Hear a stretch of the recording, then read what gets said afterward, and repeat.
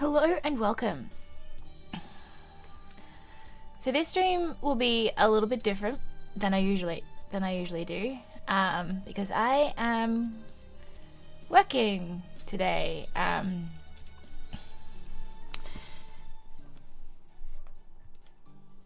Why is that still on? I told you to turn off. There we go.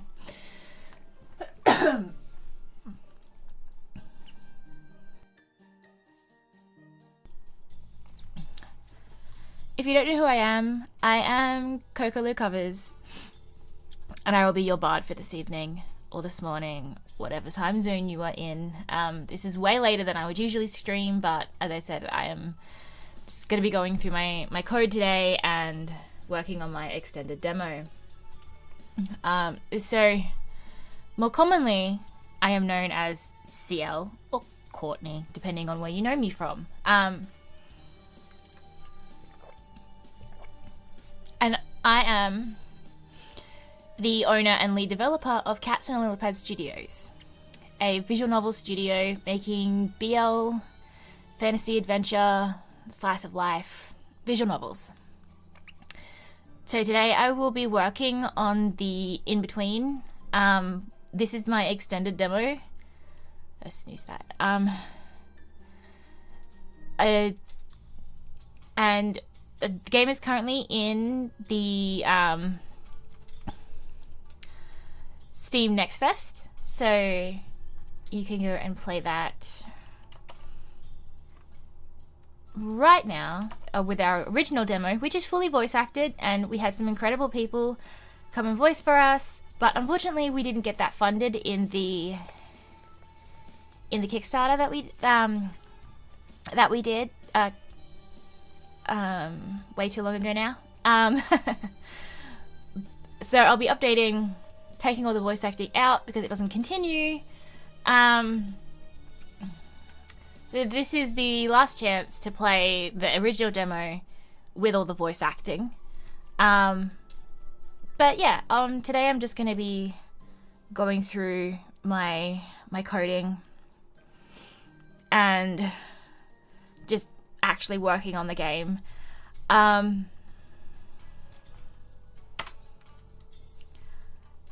The game doesn't even have a category on Twitch, and it barely has one on YouTube. Like, it's a little bit sad. I am trying to get those through. Like, there is a listing on the IGDB, which is what I think Twitch pulls from, and I've submitted some updates and stuff to it, which will hopefully let it actually show on Twitch, but at the moment we've got no category, which is a bit sad.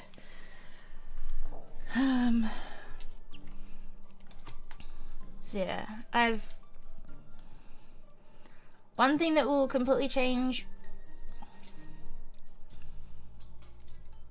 with the game will be just that, like, there's gonna be 5 new chapters and a whole new UI. So I've done a lot of work on updating the game, making it look better, making it work better.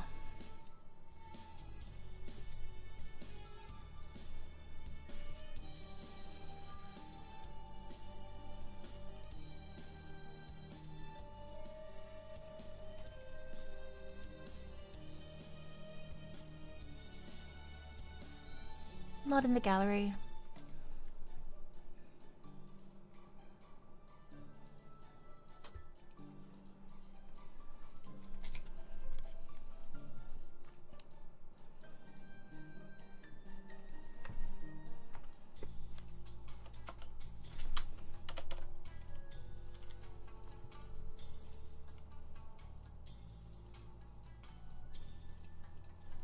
I'm currently up to chapter 3.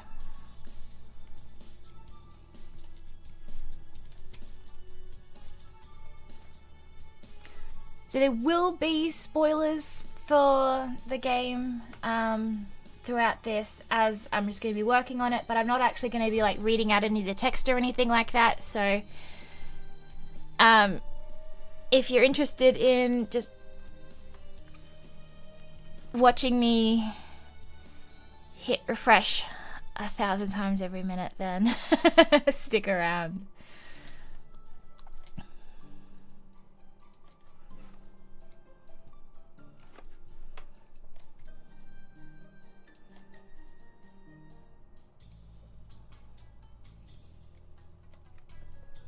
I code this in Rampy, as you can see in my top little thing out here. This here is my code. I usually use Atom, but they've stopped supporting Atom now, so I've finally made the switch over to what is it? Visual Studio Code or whatever it's called. Let's see. There should be more CGs that I've got through there. Why aren't they showing? Probably because I haven't unlocked them on this computer. I've just spent the last, like, week in Melbourne.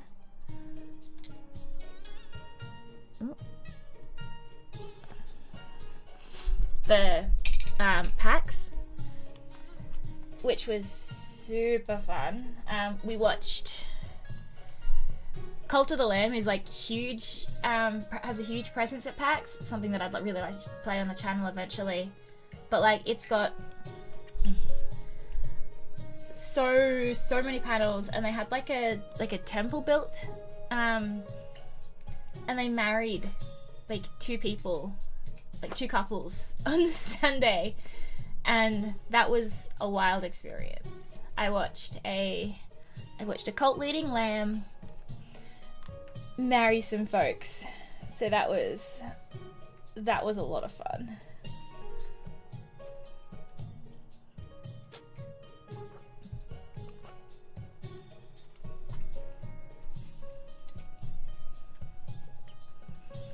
So I'm not sure how entertaining it will actually be, just watching me code. Probably very, very boring, in fact. But if you have any questions about the game, or about coding, or visual novels, or PAX, or anything like that, let me know. And I've got my chat down in front of me, but I'm probably not going to be talking all that much, just because I'm just focusing on kind of getting this actually done while while Next Fest is still going. I updated the page a lot, like the Steam page. I haven't touched itch.io yet. Oh, there's so much to do.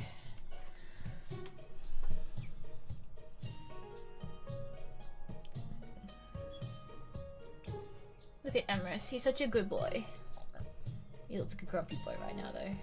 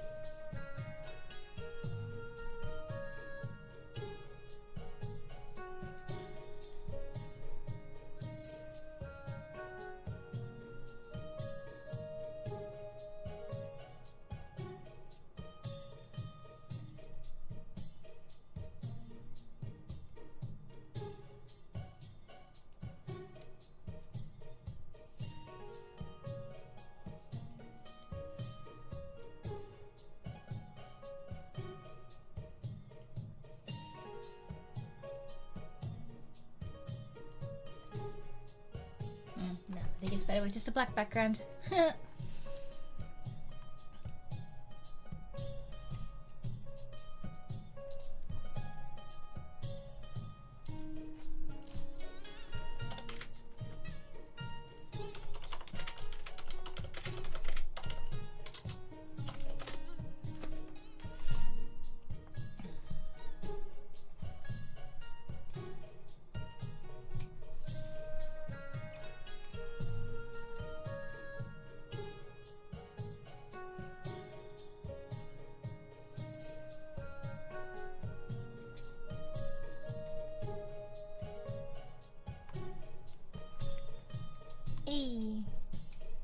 Thank you, Gabby, for the Prime sub.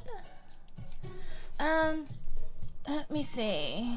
That disco thing is still in the way. I tried to turn that off, but let's see.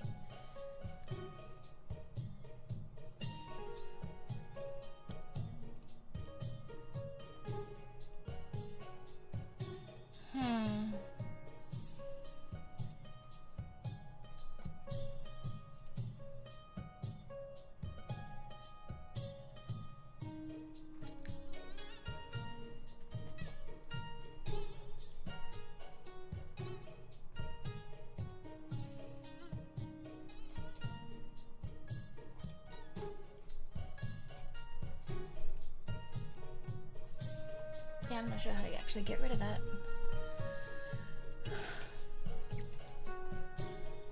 If the Disco Elysium companion is still in your way, if you click on it and there's like a toggle for visible or not,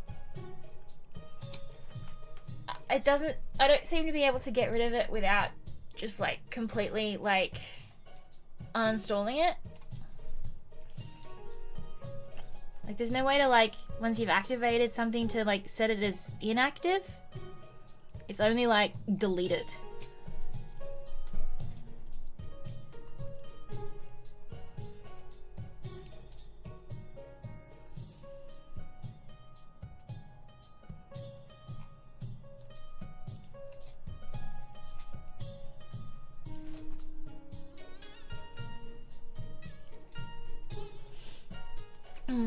Okay, where was I?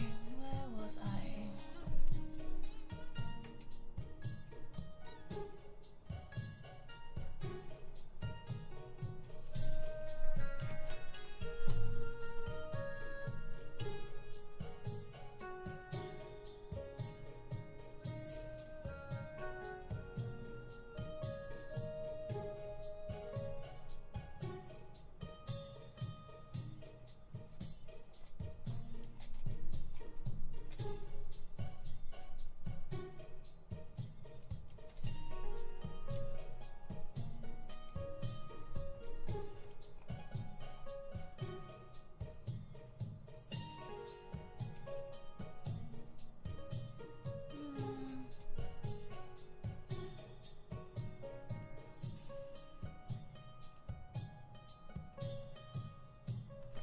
Most of this I think is pretty okay because it's been programmed through my beta. So every now and then, it's not as frequent as I'd like, but because I do so much on this that I can't work on everything at once. So, but for my Kickstarter backers and my patrons, I have a Patreon, Cats and Lilypad Studios, which I show assets and short stories, monthly art. You can see all the CGs and backgrounds and everything like that ahead of time. There's also a beta that you can get access to, which is like my in progress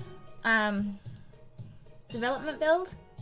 At the moment, it goes up to the first chapter of the Emrys route, and I need to fix it because I accidentally blocked off the common route. But so now that one can only be played through the Emrys route, which is a bit unfortunate, and I will fix that as soon as I have the time.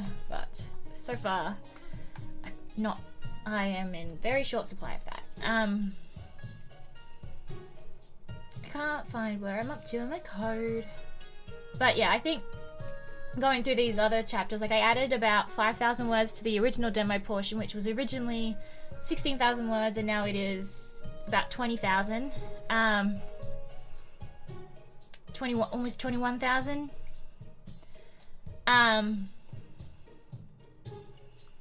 All up the extended demo will be about just like a few words under 51,000.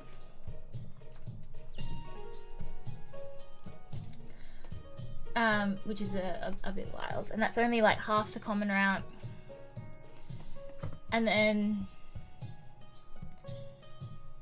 there's the 3 routes. So I think all up the game is probably going to be it's probably going to be around 250-300,000 words. The common route is just over 100,000 words. What I have got for the Emrys route at the moment is like maybe, I mean, I just a little bit of the way through, and it's at just around 30,000 words. There is a lot to this game. Like, what's in the game isn't even all that had been written, because I threw away my original common route because I didn't like it, and I accidentally wrote out Leon. Poor Leon.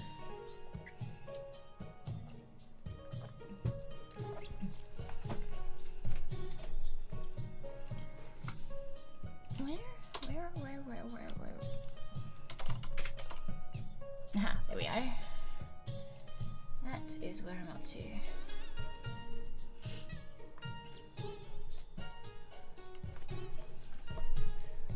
So mostly for my testing through here, I'm just kind of like clicking through the lines, making sure my expressions are kind of lining up and everything's working properly.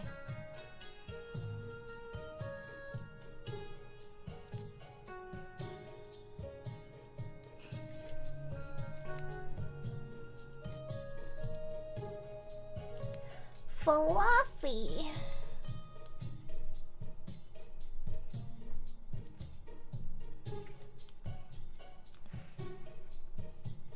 Micah is probably my closest protagonist in that we are both absolutely obsessed with cats and are quite sarcastic people.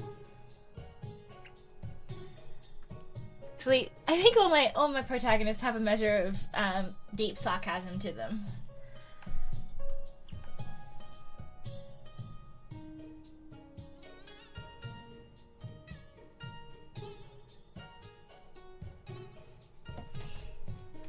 I've been watching a lot of anime recently while I've been like coding and stuff. Been in a bit of an isekai binge. I've just started ReZero, which has been interesting so far. A friend of mine has recommended that fairly heavily, and I've just never gotten a chance to kind of look at it.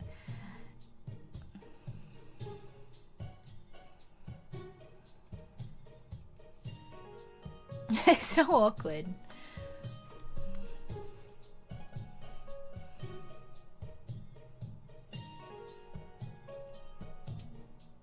Fluffy tails are the cutest.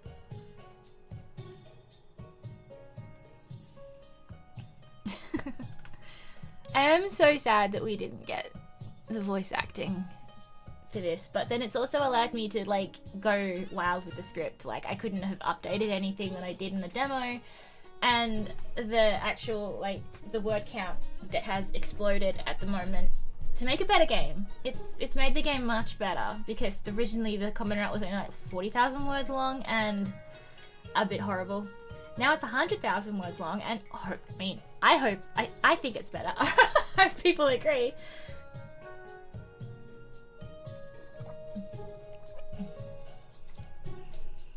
We had such a great cast though.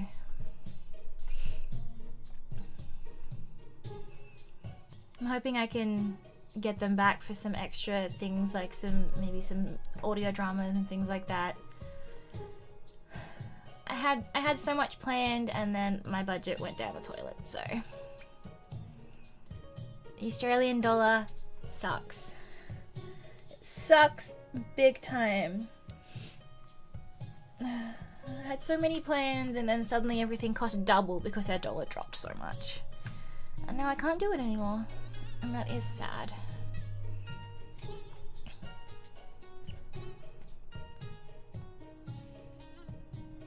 Absolutely not.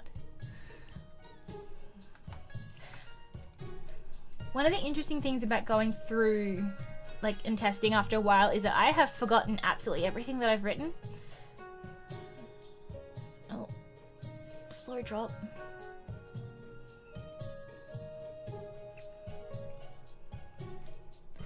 So sometimes I'll go through and it's like, I have no memory of this. And it's either like, what do I mean by that? Or like, hey, that's actually kind of funny. Yes, I know. It's been quite a while. We're way overdue. It was meant to release last year, but you know, life has happened. I did a big reshuffle of the actual like writing. I've had to, you know, take on other jobs to actually support myself while working on it, because as an indie dev, my only income is like game sales and Patreon. So that like actually working has taken a lot of time away from them. And when we started, we started during COVID, so no one had any other commitments. Like everyone's jobs were just gone, and we had all the time in the world to just make the game. But unfortunately now the world has gone back. Well, no, that's not unfortunate. I'm glad that the world has gone back, but now we're contending with jobs and schedules and travels and normal things, so everything's slowed down a lot. Cost of living means that everyone has to work 3 times as hard to survive. Hopefully we're aiming for it to come out early next year. It's a huge delay, but at the same time I needed the game to be actually good. And if it had been released with the previous script, it wouldn't have been good. And that would have been disappointing for not only me, but of everyone who's been waiting for it or who backed it on Kickstarter. So I thank everyone for their patience in waiting for this game. And I hope it will be worth the wait.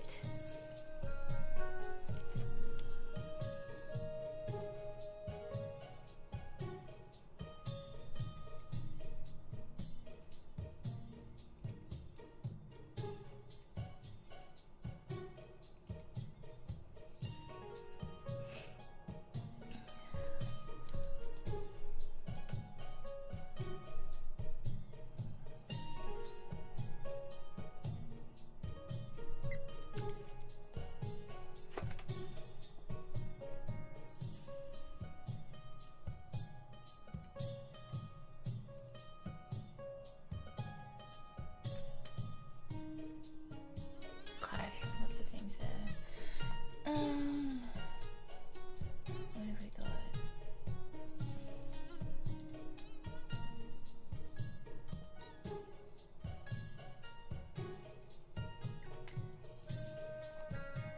So this is chapter 3 of the game.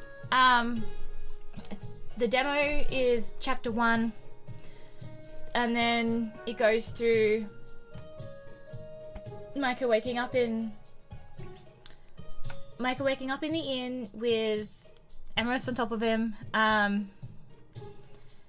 He skedaddles, gets lost in the inn, finds out, whoa, this place has moving hallways and weird things, and Emerus finds him again, takes him around a little bit, cooks for him, and then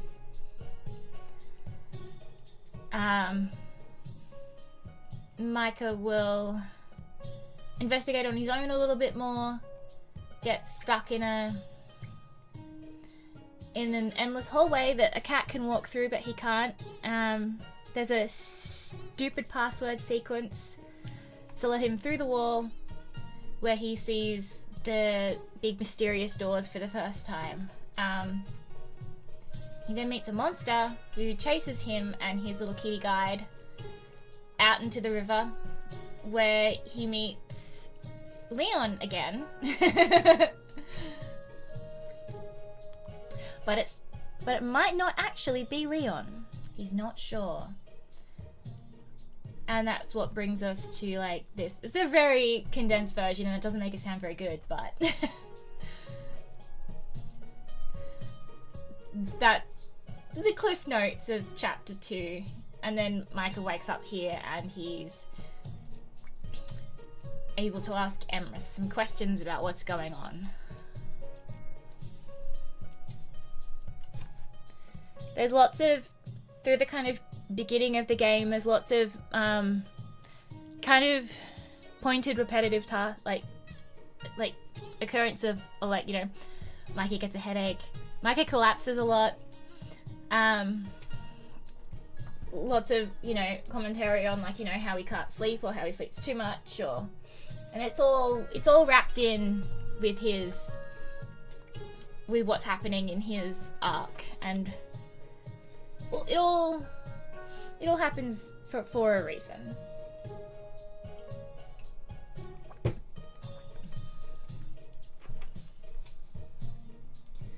So this bit is one of those kind of information sections where you can ask questions, but if you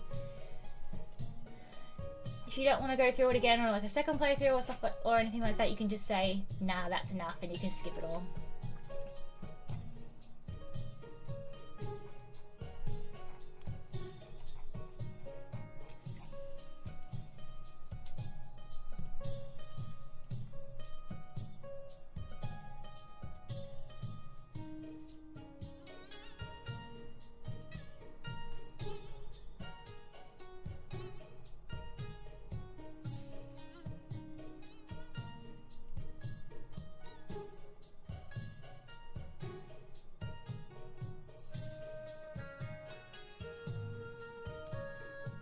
All of them is his frowning face.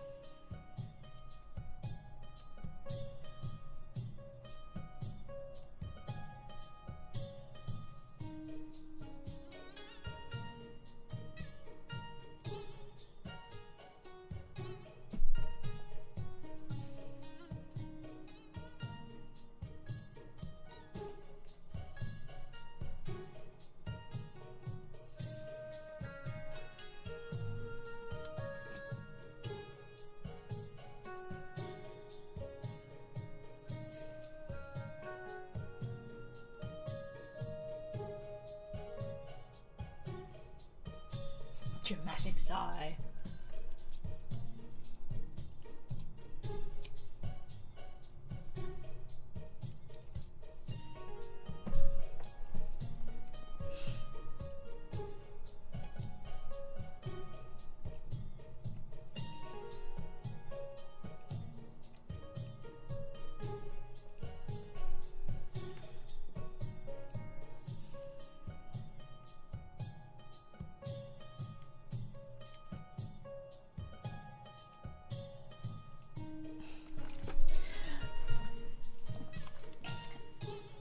Originally in the chapter 2 script, Micah just kind of accepts the fact that he's got ears and a tail, like it's perfectly normal. He's more concerned about the fact that this guy is nude on top of him. But like, before I hired my new editor, and before my publisher went through with like the proper editing of it, my mother read through the script and made like notes and things like that. And one of her big notes was, "Why hasn't he mentioned the tail yet?" So I've had to like kind of. I kind of liked the fact that it was frustrating her so much. I found it super funny that like he could accept the fact that, you know, there's a random cat boy, which is not normal in the world. But it was weird that he was nude. More concerned about the fact that he has no clothes on than the fact that, you know, he's clearly an animal person. I did eventually put some like little commentary about maybe he's a cosplayer, or then later he kind of freaks out a bit about it. But like, Emrys also really wants him to mention it, like really wants him to ask him, hey, what's with the tail? Now he finally does here.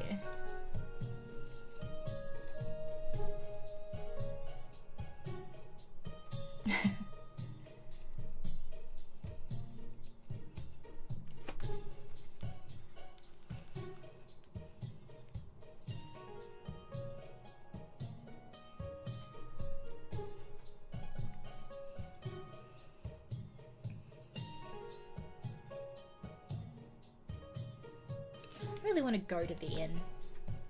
Sometimes you create places in like in your own worlds, and then you're like, damn, why isn't this real? The backgrounds for this, like for the inn in particular, are just are just so pretty. My background artist view is incredible. You'll find him on a lot of visual novels these days. Like, he's just so incredible. I first saw his work, I believe, when I was working on Silver Blue, which is another BL visual novels by Bumbo Suit. That's a super cute game as well.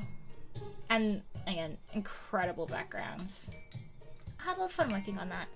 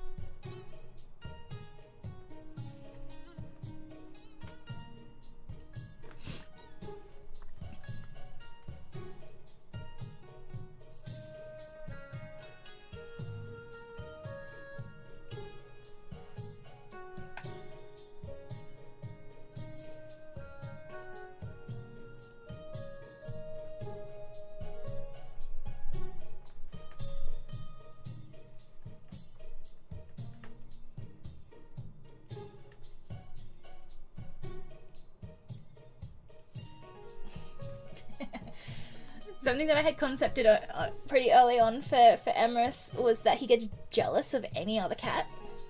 It's like he's the cat god, and like he has like by default cats and cat souls are like his legion, his like the thing that he presides over. But like he gets super jealous whenever Micah mentions another cat or another animal or anything like that.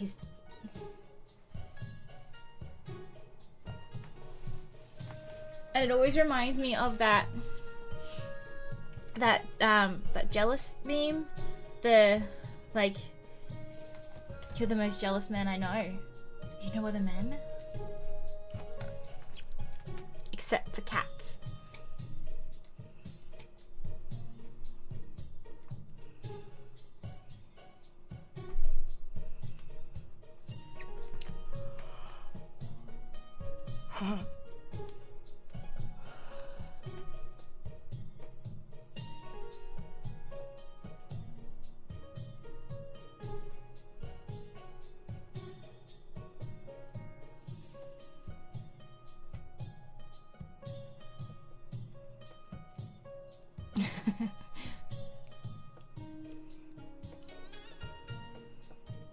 Clanky kitty.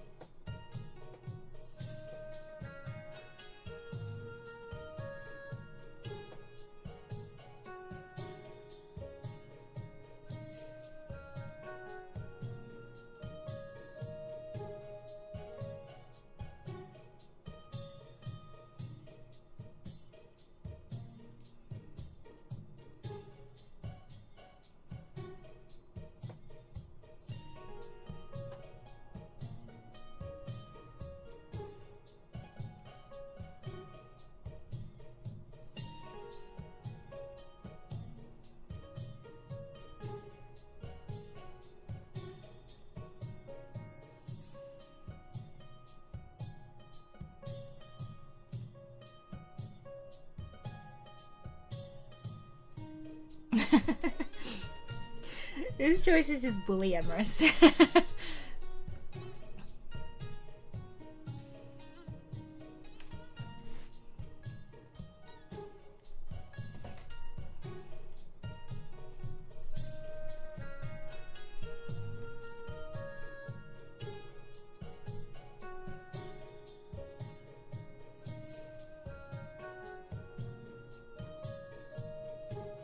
All in all, I think Micah takes it all pretty well.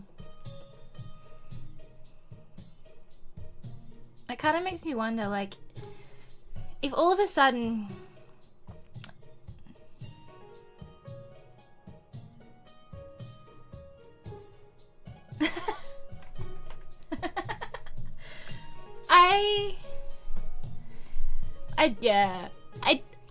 I didn't mean to name Solus after a character from Dragon Age, but because his name is, like, I was looking for something like kind of nature-y and sun related. That's how I came up with Solus. And it wasn't until I'd already, like, kind of, you know, was set on the name that I went, oh no, that's the same name as the egghead. I'm so excited for Valgard. I know I'm not going to be able to play it until, like, I'm done with this, but, like, I mean, it took me, like, almost over half a year to play Baldur's Gate because I was so busy with this. And I need to play, like, I really want to play Final Fantasy 16, Valgard, and, I really want to play Silent Hill 2, the new Silent Hill 2 remake. I've never played a Silent Hill game before. I like the movies, but, like, I don't really play spooky games all that much. I'm hoping maybe I'll get to play some horror games for Halloween, but it's very dependent on how I go with work, because there's just so much to do. Dragon Age is one of my all-time favorite series, though. Like, I have a tattoo on my arm for Dragon Age, as well as, let's see, I really need to add Final Fantasy to it somehow, but I've got Dragon Age, The Witcher 3, or The Witcher in general, I guess, Mass Effect, and World of Warcraft on my arm for my little mini gaming sleeve. But there's quite a few things that I'd really like to add to it. But yeah, I'm so excited for Valgard. I've stopped watching, I've now blocked all the hashtags and keywords and things like that because I don't want to get spoiled for it, but I'm so excited. The only thing that I really looked at for, like, spoilers is I watched the little IGN feature and I looked at the character creator, which looks amazing. I'm so excited that there's, like, better hair this time, because, like, that's one of the main things that I will mod into a game is, like, hair and makeup choices. Inquisition and its, like, 9 flavors of bald was not fun.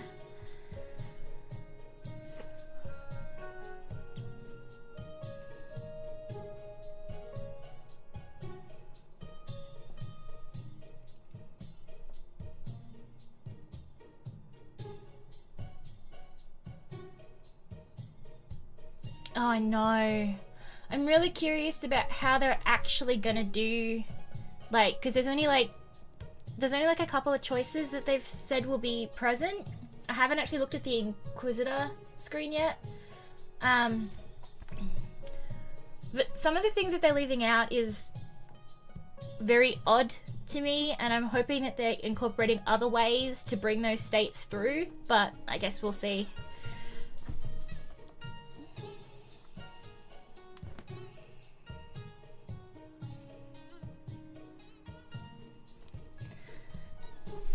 It's gonna be, yeah, it's such a huge lore building over the last, 3 games that it's gonna be interesting to see how that's incorporated or not incorporated, and kind of how they deal with that in world for all the different possibilities.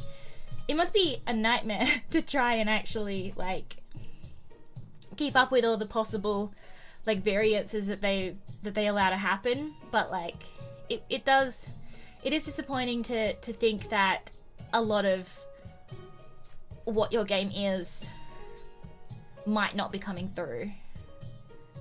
But I guess at this point it's the kind of like I'm at the point where I'm just like I really need to kind of actually just kind of play it and see what they do to actually judge it properly. There's only so much that I can like form an opinion on based on like the leaks and the promotional stuff. I'm sure it'll be amazing either way though. After waiting for 10 years, I think I'm gonna like it no matter what.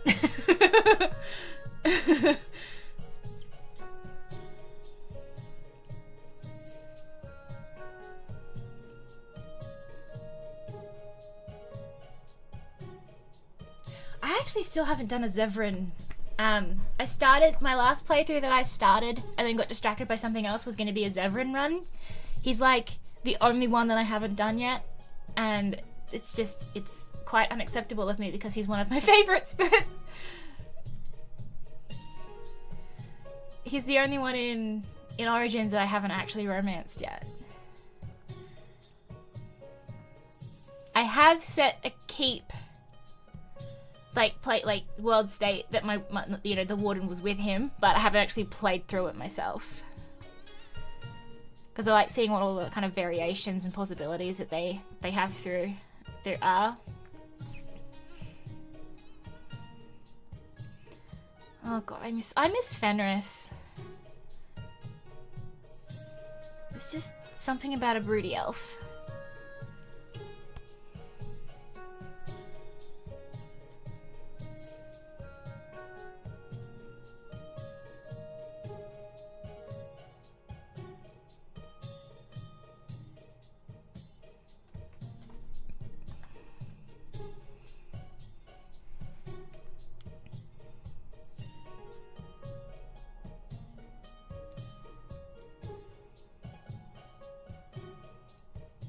There's a little bit of gaslighting going on here.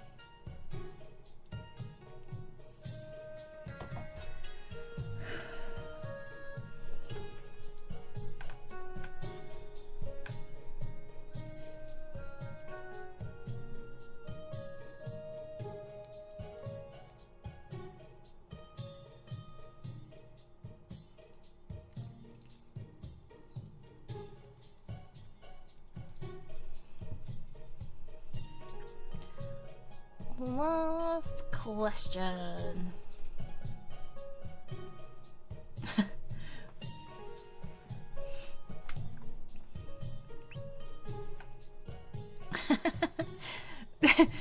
Something that I really enjoy doing is like I don't consider myself a writer, and definitely not a good one. It's not something I super enjoy doing. It's just writing and my ADHD brain are just very conflicting things. But one thing I really enjoy doing is dropping like really dumb like puns or like annoying responses, like Emrys's must be quite small to the elephant, because it's just like it just injects that little bit of my personality into the characters, because I also am a complete smartass. And some of them Some of them I just really want to cause my players just pain when they read it. It's just like, and just have that complete, like, you know, dad joke response.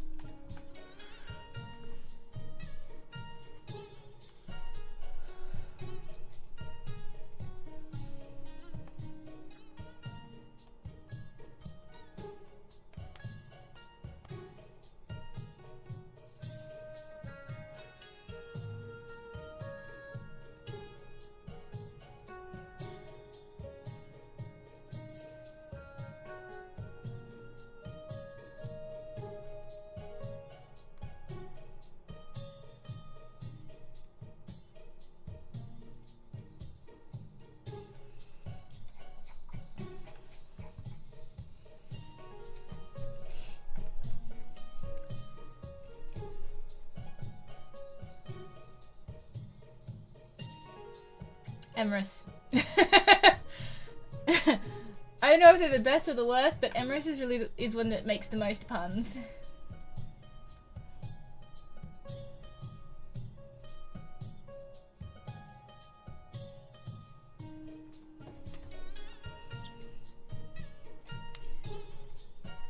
Emrys thinks his jokes are funny.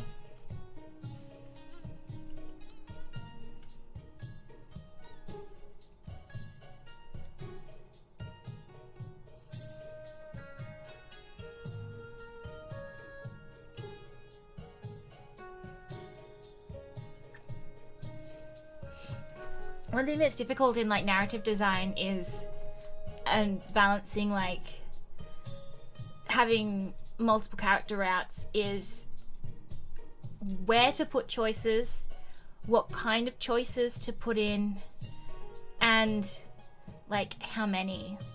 I find adding choices to be one of the more difficult things to balance. Because like put too many and it's disruptive, put not enough and there's not enough like player interactivity and agency throughout the game.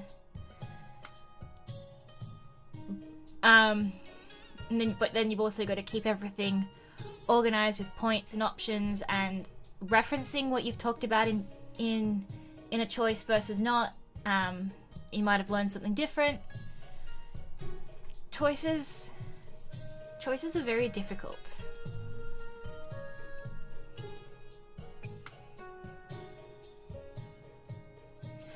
I also find like actually what to put within the choice itself to be quite tricky. I try and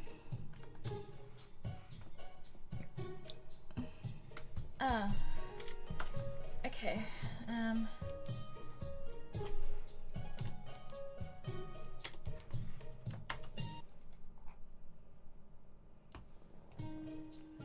There we go.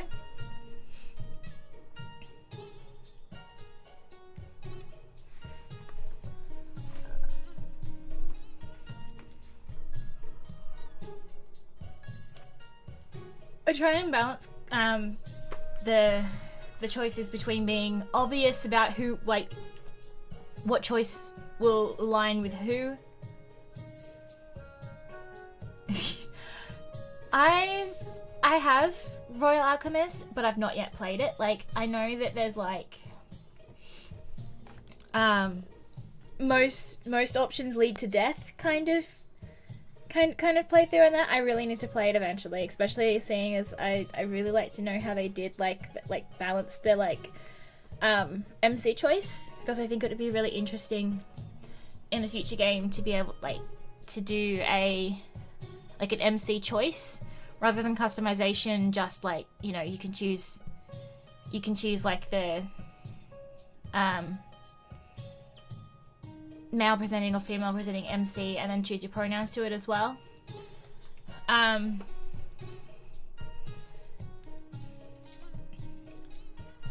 think from what I've heard, they did that balance between making those characters like the same character but also kind of uniquely set to them as well. So I really need to play that game. I just haven't got around to it. But yeah, I've heard that there's a lot of ways to die in that game.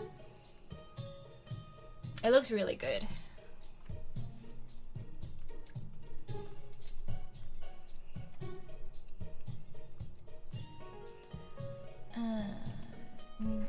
That's the wrong solve.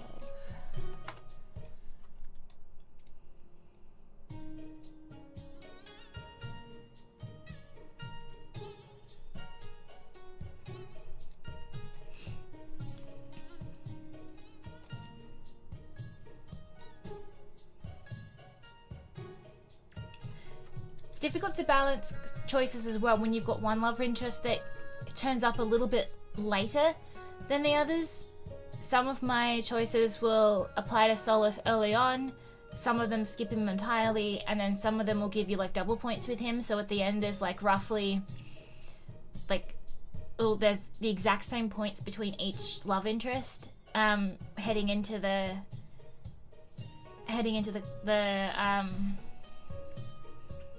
routes.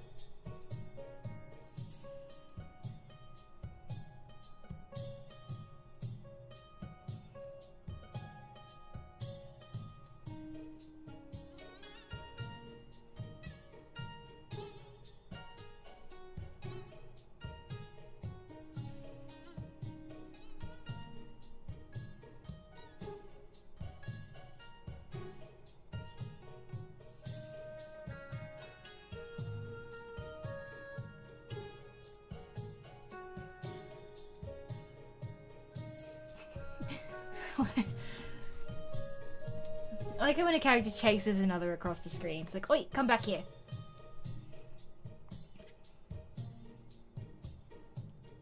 It's difficult with dynamics in...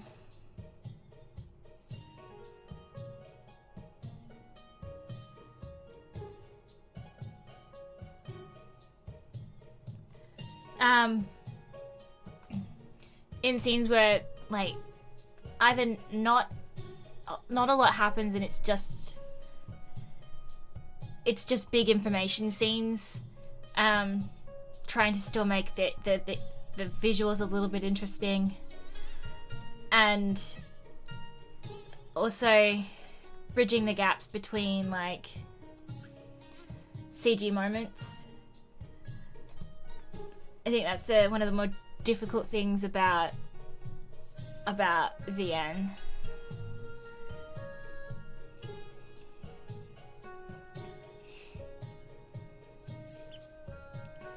I try and use a lot of camera work whenever I can, and I had to get extra expressions. Like, they went from like 5 expressions to like 11 or something like that, because I never have enough expressions. It's like, it's difficult to be like, to create the mood and theme of a scene when the characters' faces can't really do exactly what you need them to do.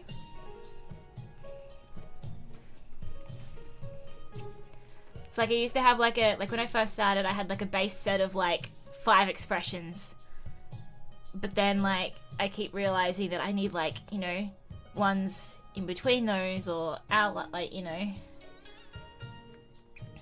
ones that convey completely different things. And sometimes I try and mix the expressions together manually as well to create new ones again. And it's just, there's never enough expressions.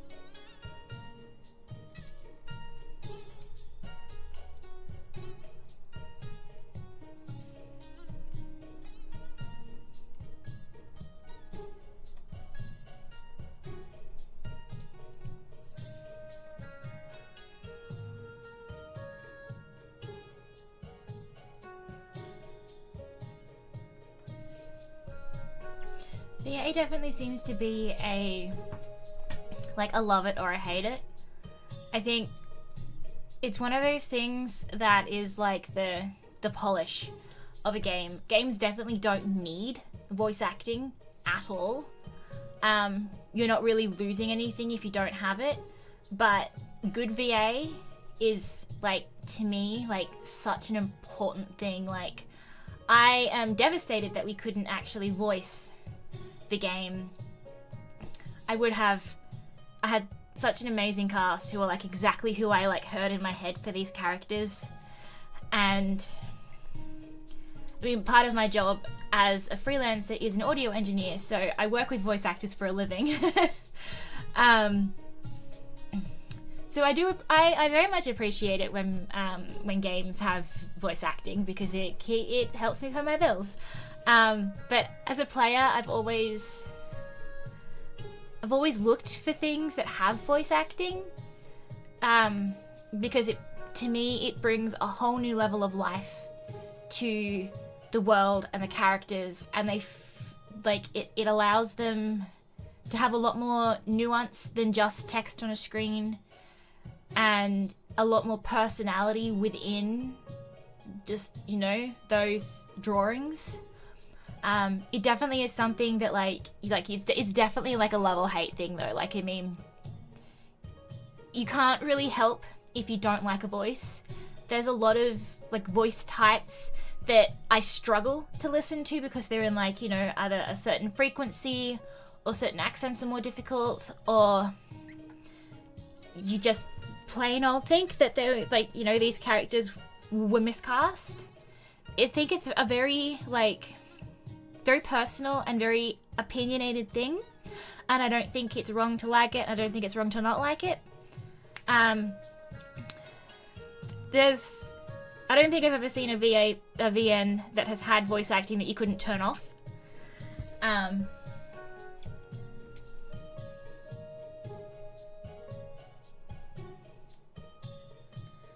But yeah, it's definitely something that I really want for my games. It's like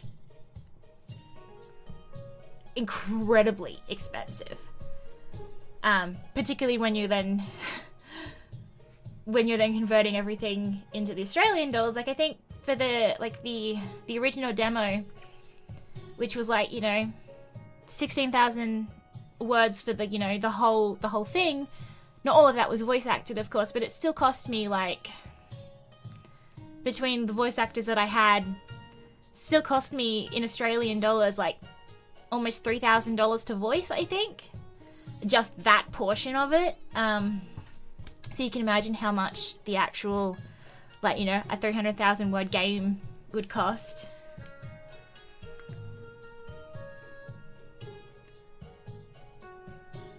yes, Jonah is incredible. We're working with him again on A Date with Death.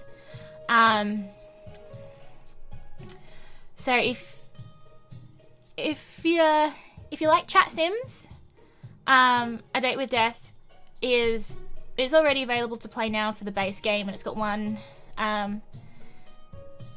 expansion with another one. They kickstarted their next expansion, which will release in December. The base game is free. The expansions are going to be a couple bucks each. Like $6.99 and $10 or something like that, I think. But yeah, that will be getting. We're in the process of recording for that, and Jonah will be Casper, or the Grim Reaper. So we're super excited to have him back. He's an incredible talent, and I would love to work with him on one of my games. I have if you know anything about my studio, you might know that I have like a kind of entertainment industry idol game. I mean, I would have loved to have him in this as well, but his voice is all I picture for my character Hilo. So that's going to be fun for me when I eventually, when the In-Between comes out and I can start working on that one. And because I probably won't be able to afford him, but I'd love to. Voice acting is something that's like super expensive, but I think is like when it's done well, it brings such another level of dynamics to a game.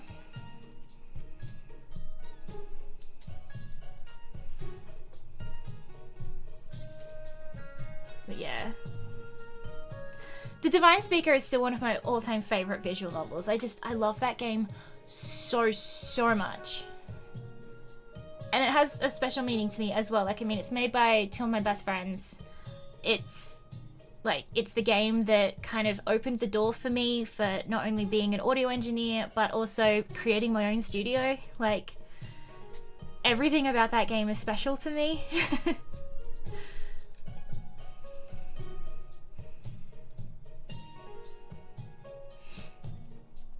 It's been fun to watch some of the actors that we've worked with through The Divine Speaker and subsequent years grow so much as well. They first cast that in 2018.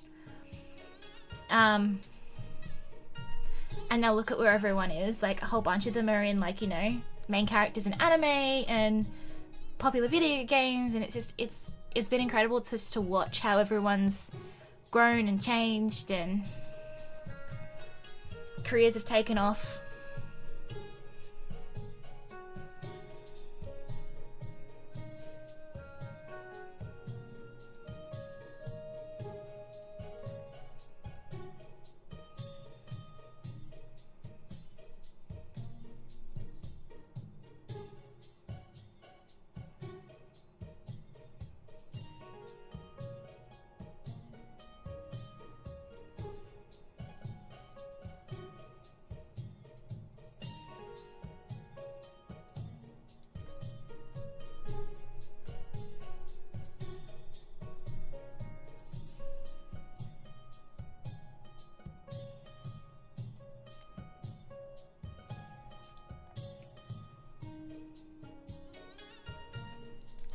Emerist does not like Leon much.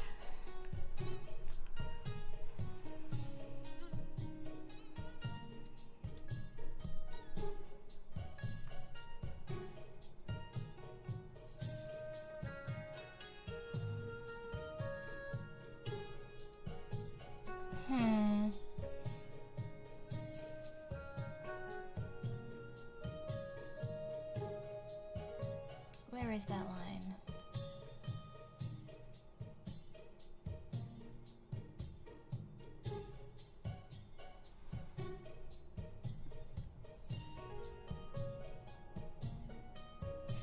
Where is that line?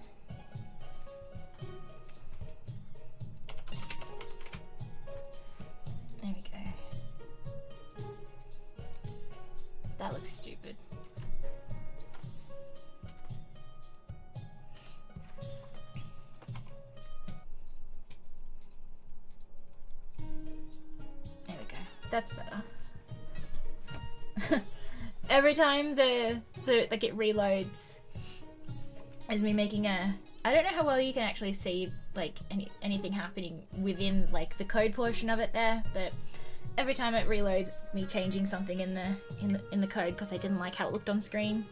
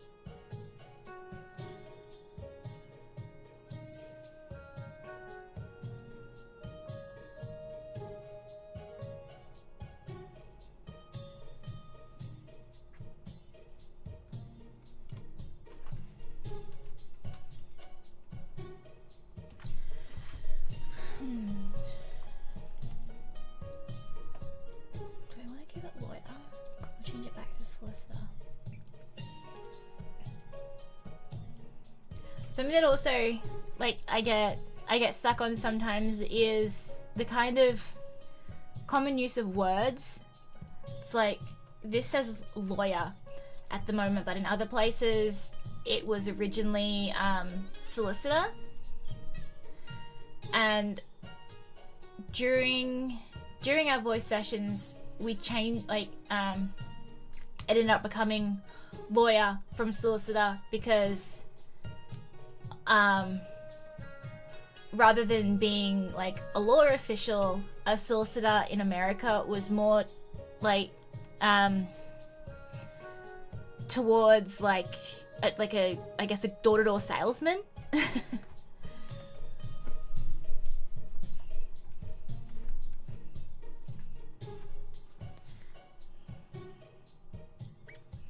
So it can get tricky, kind of. Because I'm Australian, I write my games and like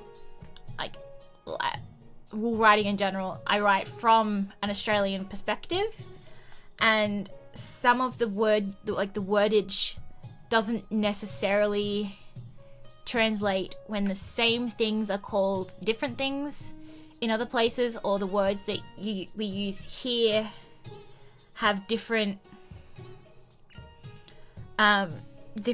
like primary like connections with them.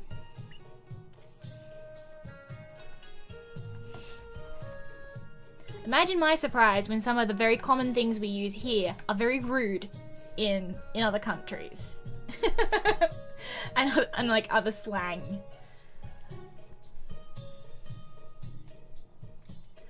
I learned one recently that is wine here. Like cheap wine in a pouch.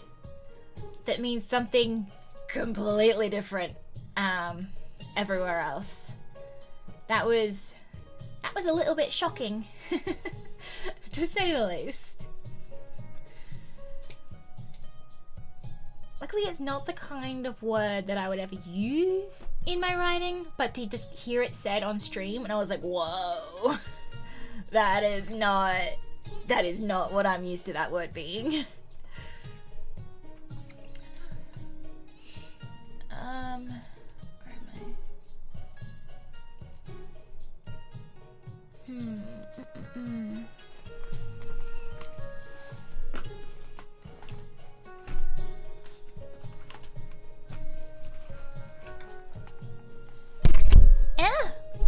about that.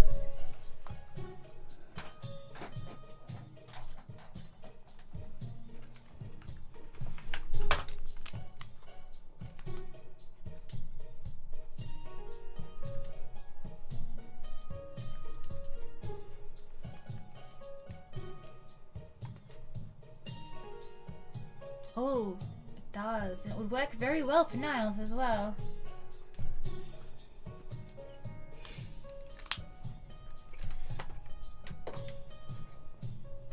Yeah, I have at one point, like, when Arthur introduces himself, it's like he's the administrator to the estate, which was like a very kind of like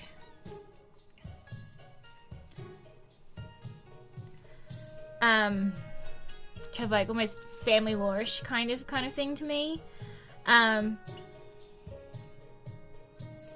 Barrister is very is like definitely has an imagery associated with it, doesn't it?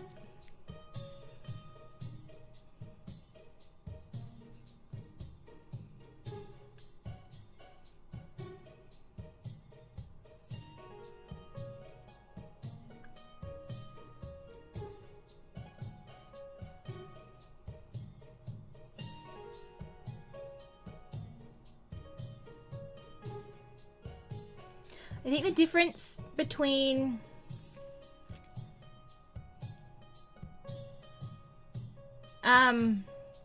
like lawyer and solicitor is in what they do. Like a lawyer would go to court, but a solicitor does like advice and documentation and stuff like that.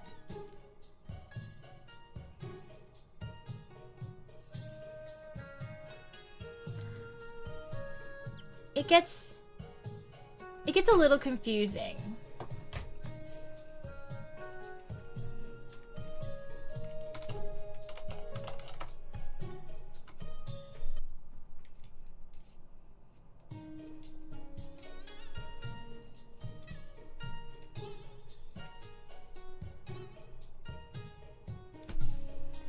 Lawyer probably just sound better just in text than solicitor does, though. This is something that I struggle with. I'm like, how much of the like, because keeping my own kind of, you know, local like vernacular to something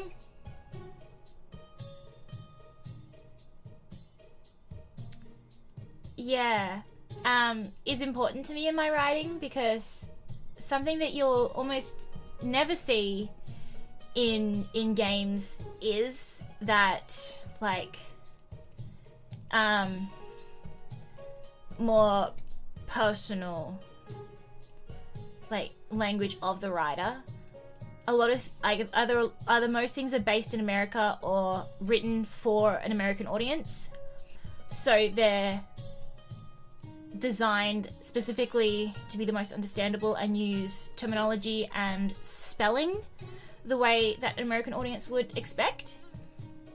I kind of don't do that on purpose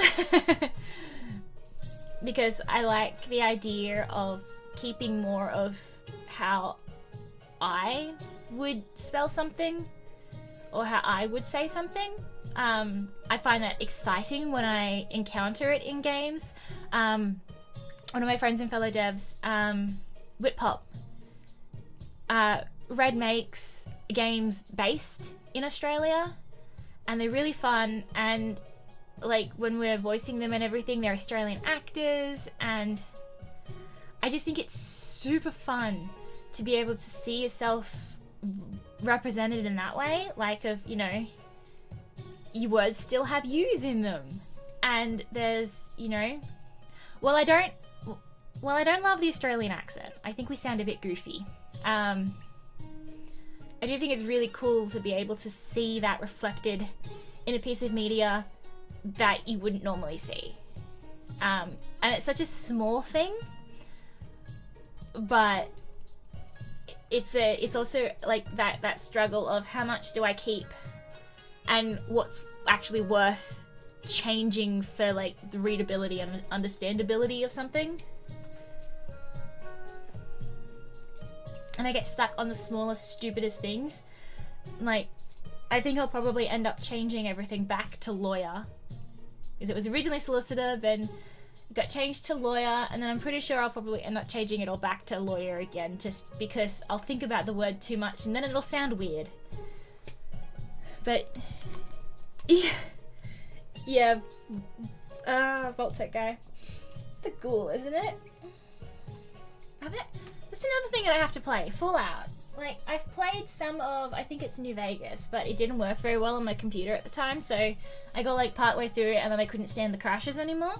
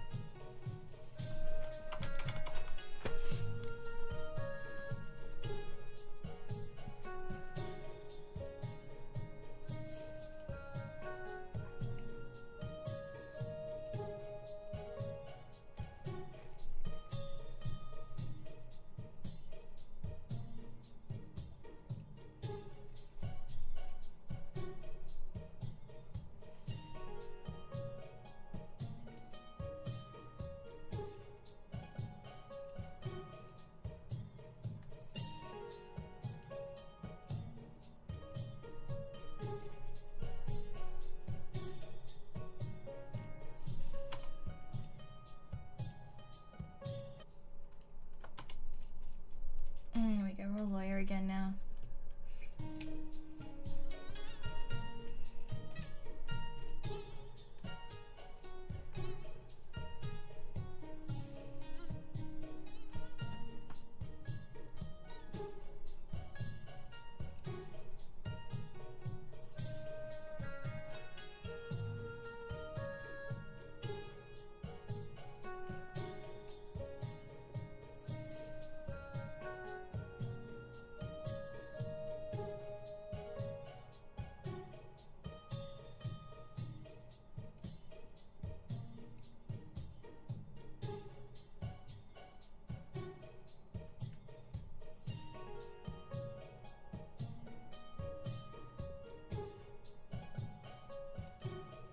Well,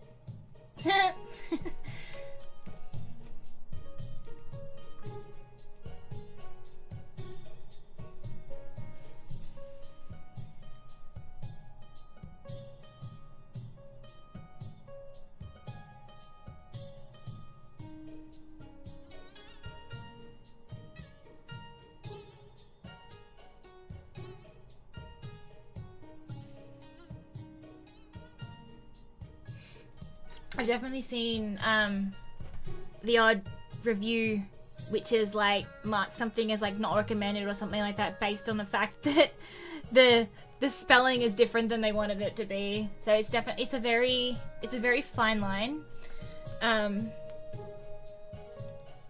about perception versus intention. And every single person's perception of something is and expectations of something is different, and you can never meet all of it. But it can be very difficult to balance what you want from your own game versus what others want from your game and how they expect to be able to interact with it. And that is something that's just so completely uncontrollable and personal from person to person that it's impossible to know what will happen if you, like, when you make a choice. Oh yeah, I've seen magic spelled that way. It does. I probably because I'm not the greatest speller, it doesn't really bother me too much, or I just assume that it's something unique to that world.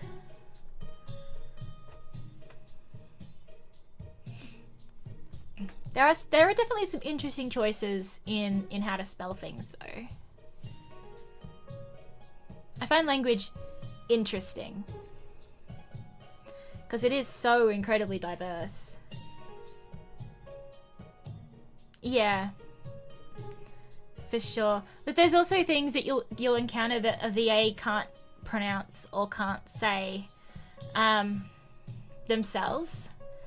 And sometimes it'll be like, just like, everyone has a word that they just can't wrap their tongue around, even if it's such a simple thing. That can be an interesting challenge all on its own. I do like VA when it comes to like more like specific things to that world, or like certain pronunciations though, because you'll hear sometimes when someone mispronounces a word, it means that they've only read it and never heard it said. And when you hear like the actual like official VAs like say that thing, sometimes it'll give you that like, whoa, so that's how it's said. I've been saying that completely wrong. That's always an interesting moment, especially if you disagree with the pronunciation. It's like, no, that sounds wrong. It's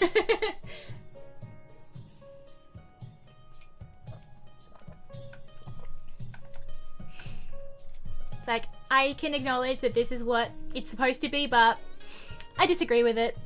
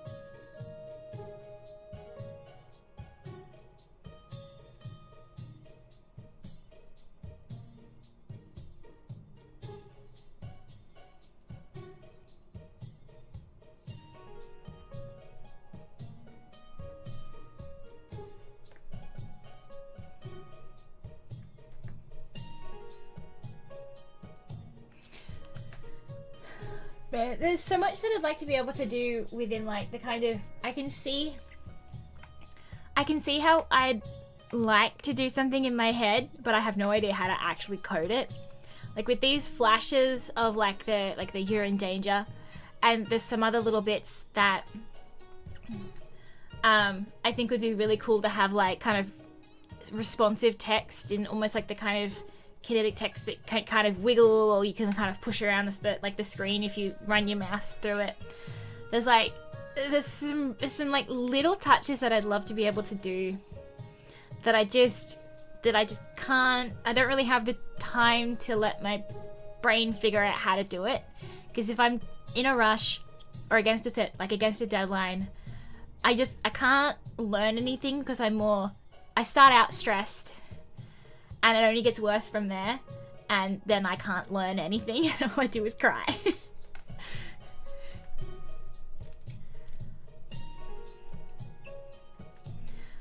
One thing that will unfortunately not change in this release is going to be the phone system. So something that has been commented on, and I do hear and I do agree, is the text messages in the beginning. Chapter 1 has a couple of like text message areas where you can't skip through it. You just have to kind of sit there and like wait for it to go through. I don't have the time this release to fix that, but I do have plans on how to make that less painful for the full release. So I am sorry about that, because it annoys me in testing as well, because I get stuck at it and I can't get past it unless I like key it out and then come back to it later. And then it has been something that people have commented to me that annoys them about the demo, and unfortunately that is still there for the moment, but the full release, it will change. So please just stick with that for now. It'll get better in the full release, I promise. I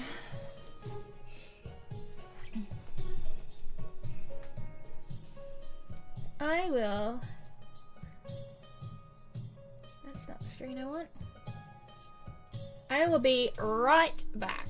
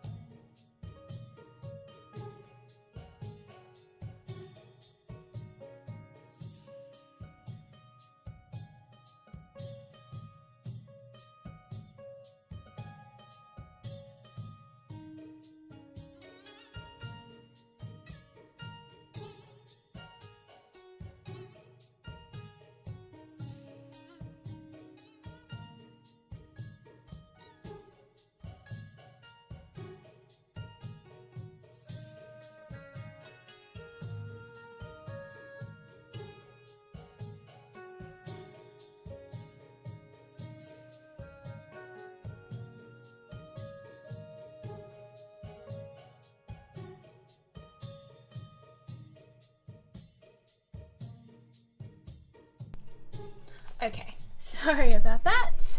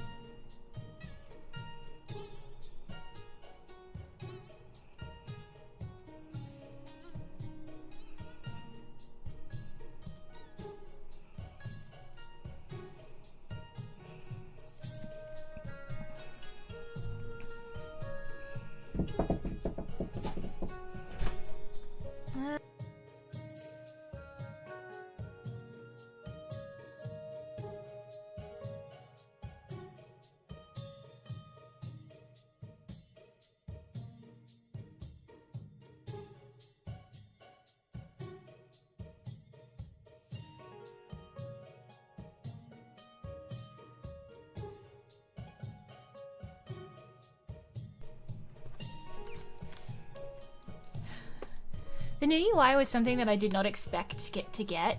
I wanted a couple new screens, like a help screen and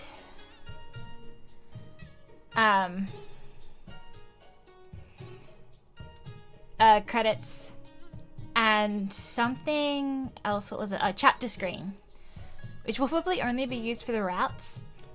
And I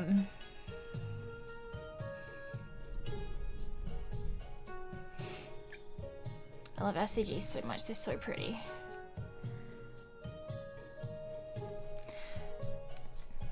Another challenge that we face with long productions is the changes in art and writing.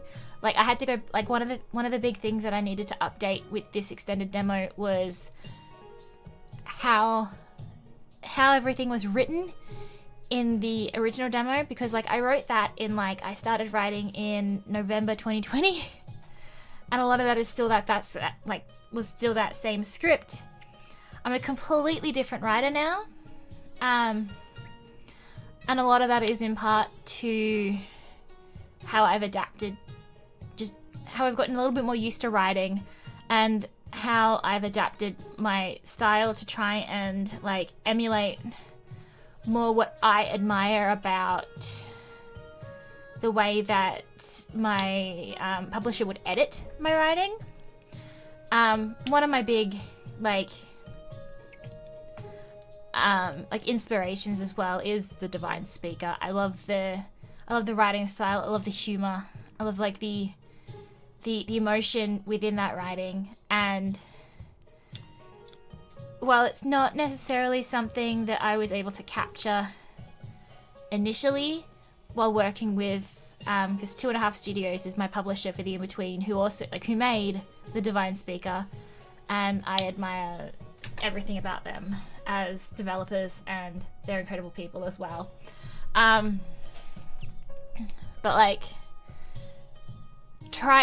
trying to emulate what you love about other games is exceptionally difficult within your own skills and abilities, and it can take a while to be able to become more comfortable, especially seeing as this is the first thing I have ever written. I have now Moonflower is the only is my my first released game and my first completed story, if you don't count the epilogue that's coming out at some point. But writing is hard, and I really wanted to capture that sense of adventure and the connection between the characters and the banter. And it's also one of the things one of the reasons that I love Dragon Age so much is that sense of like world and the banter between the characters.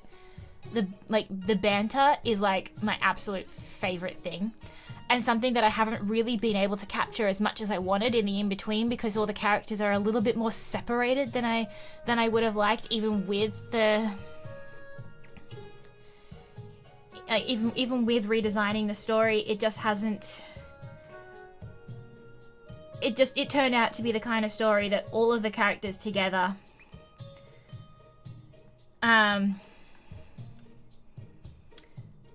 it just weren't, the story just didn't really follow that way. So there's a little bit more one-on-one or like two-on-one kind of thing. There's not an awful lot of all of them together, which is a bit of a shame, because I do think they have a fun dynamic, but at the same time, you know, if I tried to force that, it'd end up bad. So I find it best to just kind of give up a little bit on what I had hoped to achieve and just let the story actually do what it like organically wants to do.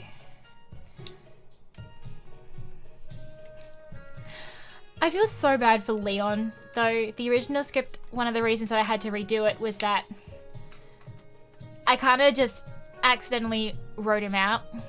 He disappears in the demo, comes back a bit for the meeting in like chapter 2, and then disappears until the very end of the common route. And it's just like, I can't really justify having a love interest that I don't show.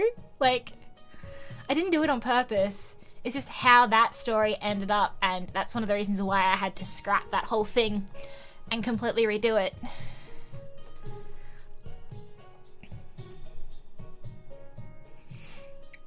Leon gets a bit of a rough deal in this though, so we're writing his route at the moment alongside the Emma's route. My lovely writer Joy, who is the Leon writer,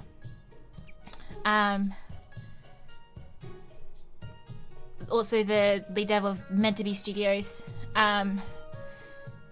Joy is taking care of the Leon route, and I'll go through it afterwards and like put my own spin through it and like bring it up to more in line with like my direct vision.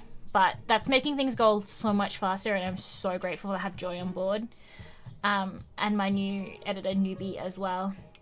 They're both incredible. And it makes things go so much quicker when things can happen in parallel, rather than me being the only one that can do something, which means that nothing else can get done while I'm working on one task.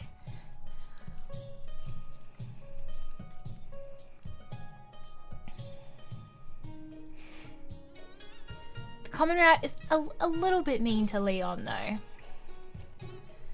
He's not having a great time.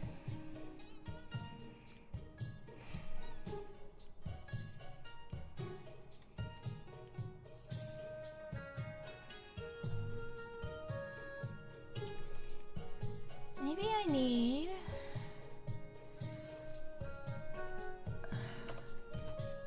Is that bit?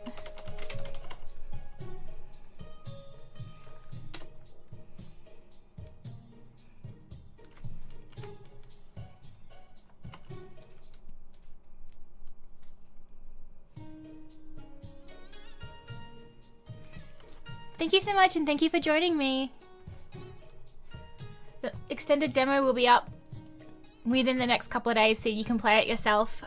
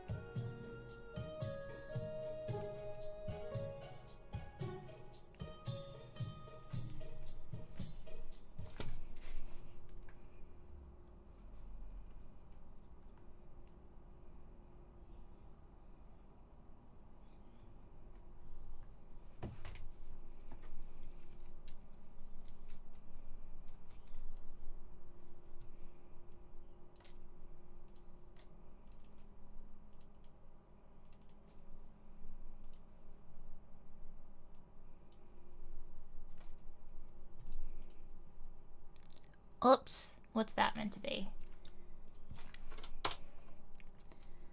Hallway.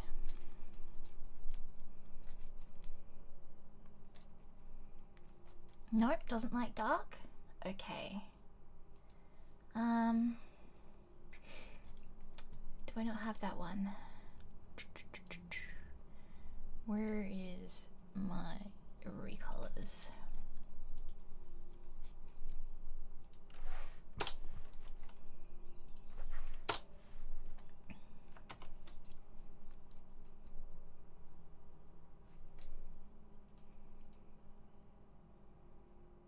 Yeah, there we go.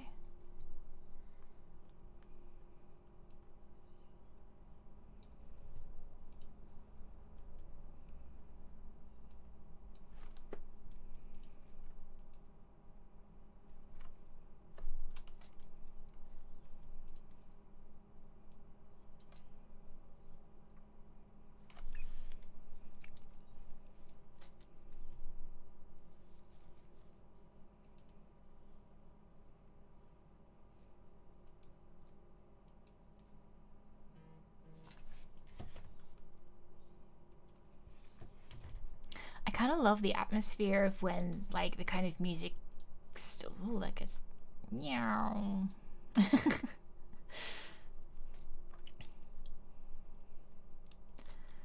Or when the music stops and it's like, it's just so silent and it's got such a creepy vibe to it. It's up, no, okay, it's gone again. I changed a lot of the naming on the back, like on the backgrounds and stuff like that, to try and just clean up my code a little bit, but nothing works because it's all the wrong names.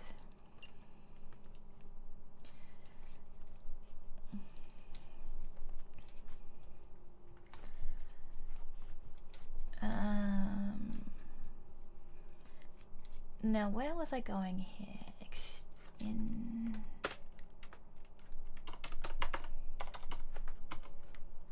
I think that's what it was.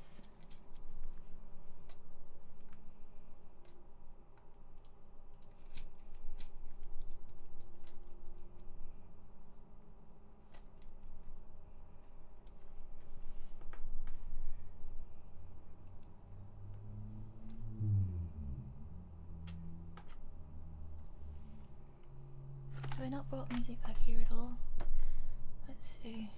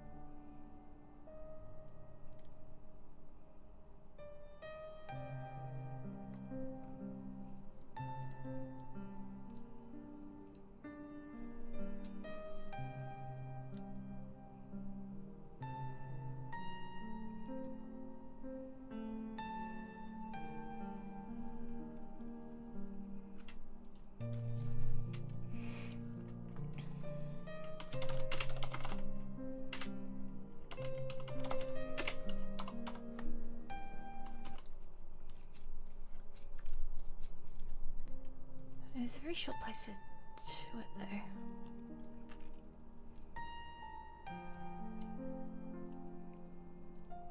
Guess it's not too bad. I try not to have too long a stretches where there's no music, but then sometimes the music will have to change very quickly.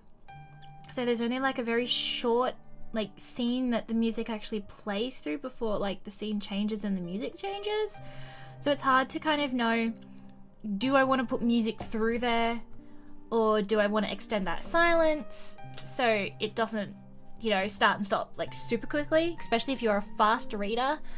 I'm not a fast reader, so everything is like 3 times slower when I do it. So it's not like too bad for me, but if someone is a fast reader, then they could probably get through something before like a song's even over.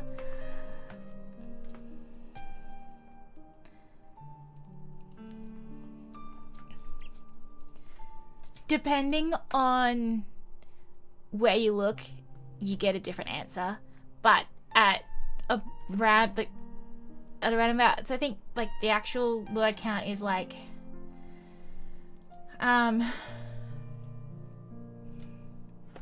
let's have a look. It'll show all these errors in here, but the full word count for the extended demo is 50,000 words, 50,928 words. Depending on how fast you read, and I've seen a lot of different results for what the average reading speed is. Some say it's like 300 words per minute. Some say it's like 236. So like, it is somewhere between like 2.5 and 4 hours long for the extended demo. And then if you're a slow reader like me, it can get up to like, you know, 6 hours.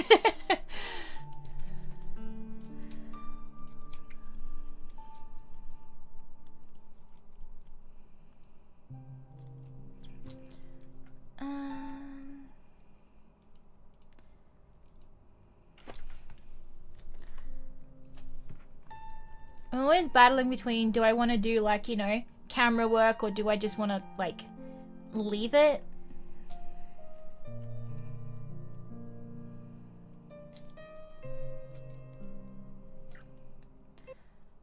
But I think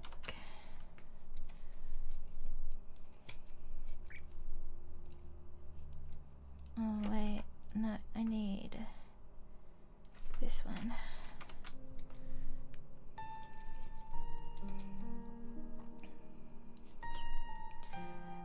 And what you see here is the primary reason why I cannot move to the newest version of Ren'Py.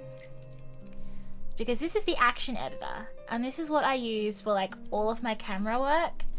And the new, like the newest version of Ren'Py, this doesn't work. Like, it works. There's a new version of it, but the new version doesn't work the same as this one. It is super complicated, and like the actual placement and the alignment that Ren'Py uses is completely different, and I don't have the mental capacity like right now with this game to learn how to use the new one, because it's so different that all it does is cause me stress. Why did you open and go away? So we found a little bit of, well, I didn't do it. I used someone else.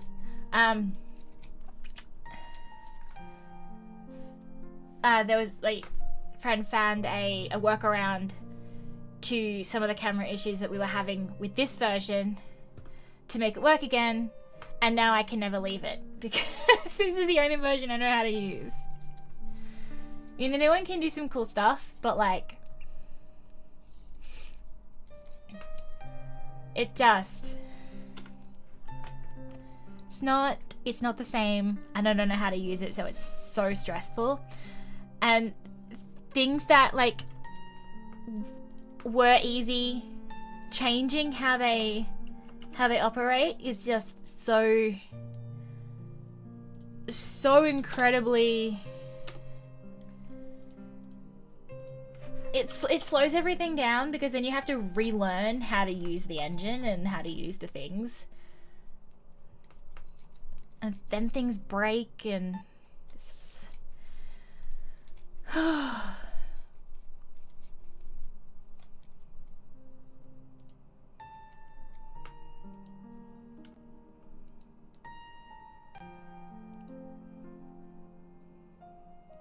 I'd love to do different angles of like the outside of the inn here, but I don't actually need, oh, that that didn't work.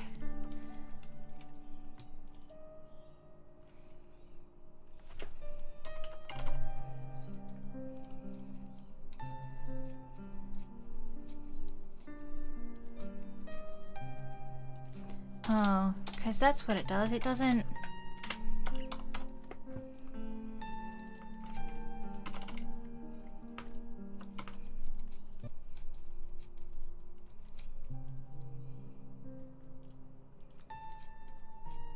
There we go, that's better. That's better. When the zoom is on like just one, which is like no zoom, it doesn't copy it into the code. I always forget.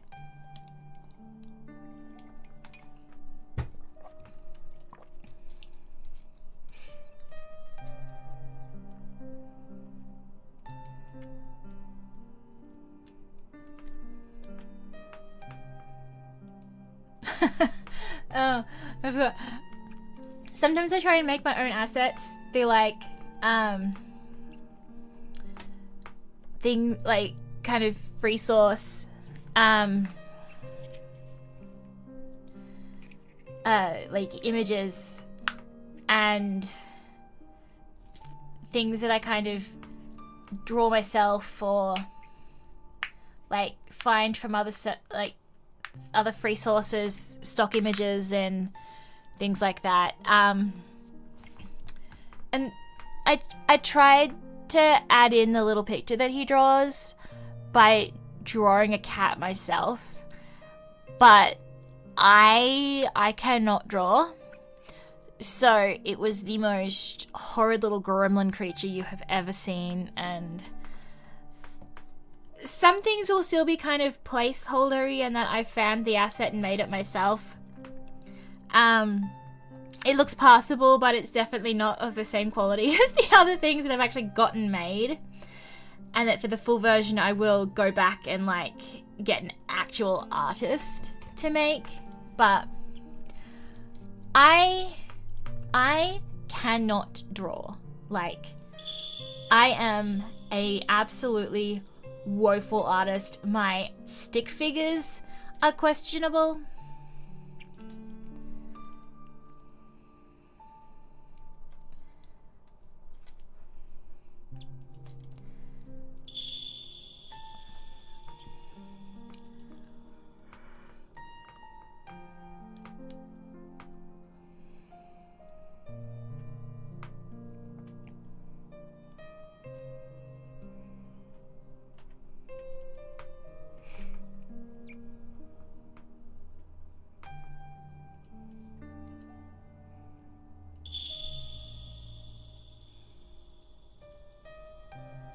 His little awkward face is so cute.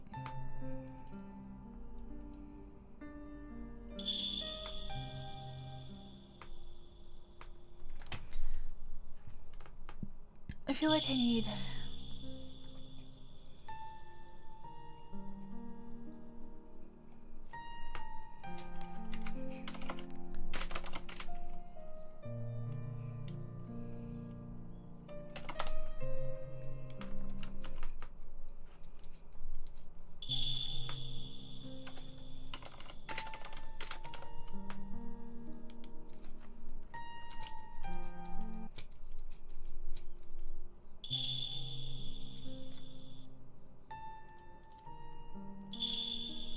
There we go.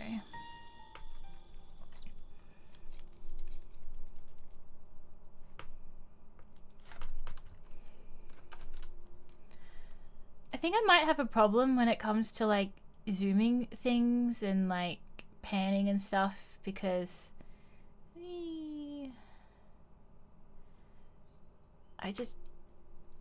I struggle with just allowing a background to just exist static.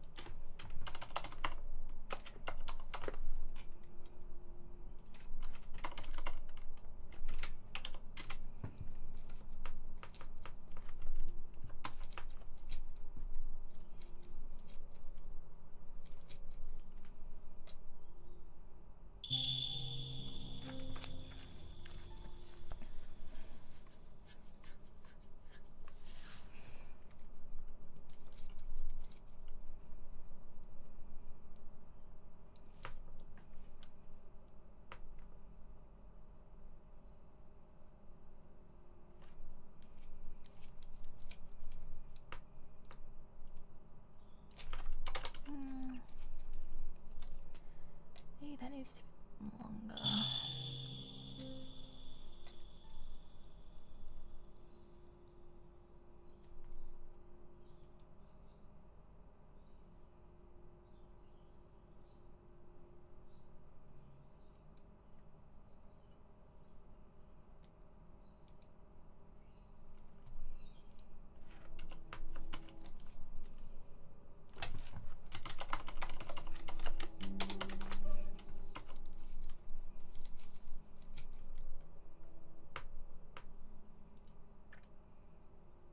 Maybe I don't like it coming from that direction.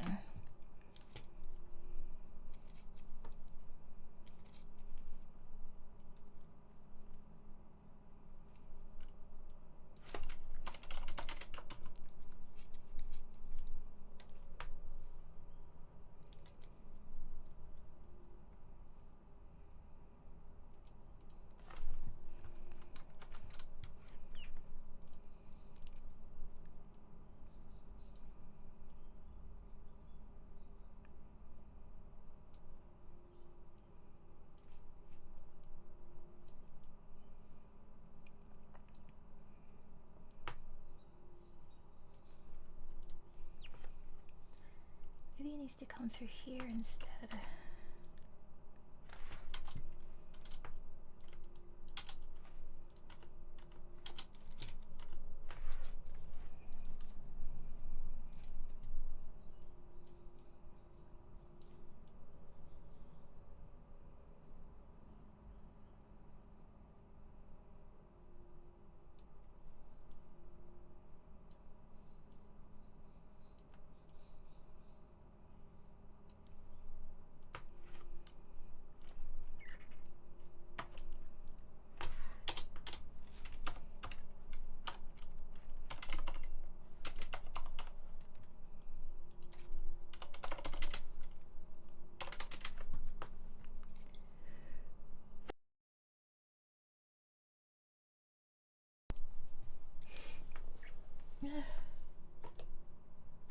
Now why isn't that working?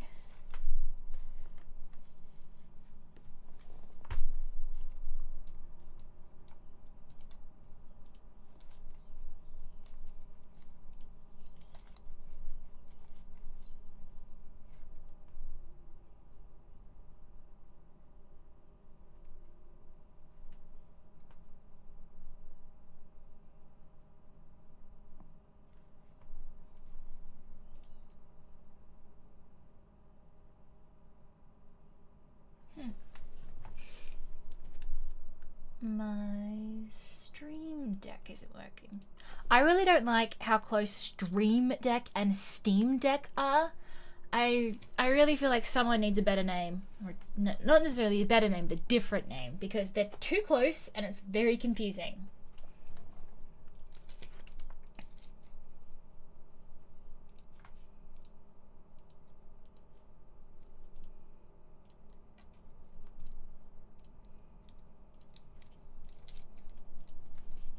My thingies aren't working. Okay. Whatever.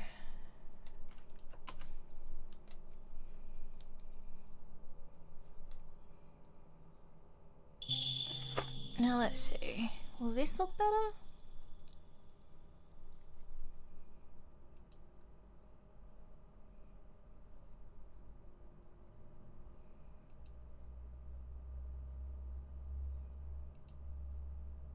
Yeah, there we go. That's much better.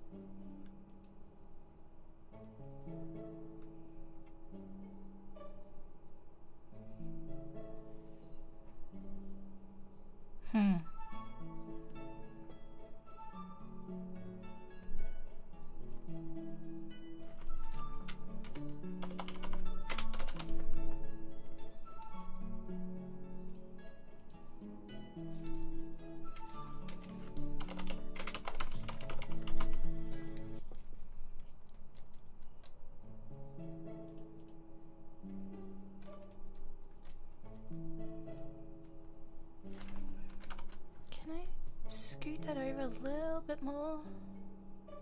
No, I cannot. Never mind. Sometimes the edge of the background is just too close.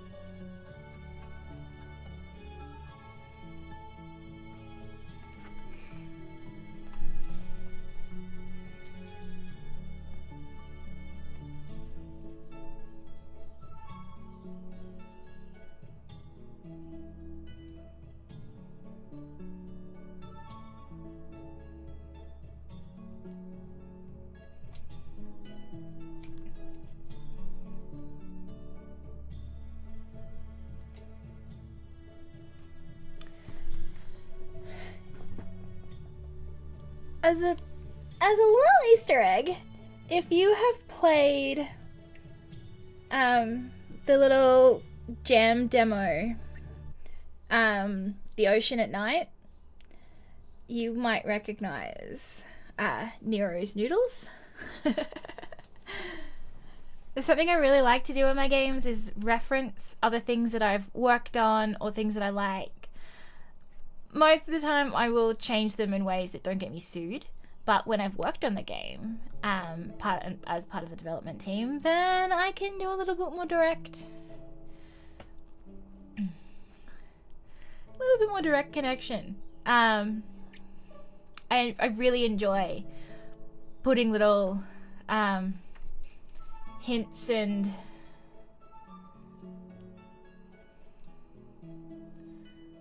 I don't know what these things are. Oh, that's what they are. I see.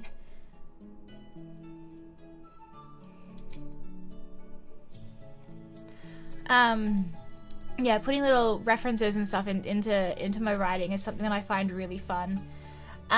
If you are a RPG gamer, you might recognize some very obvious Final Fantasy references. I'm not saying that I'm a bit obsessed with that game, but like there might be quite a few things scattered between my games about things that like other games that I like.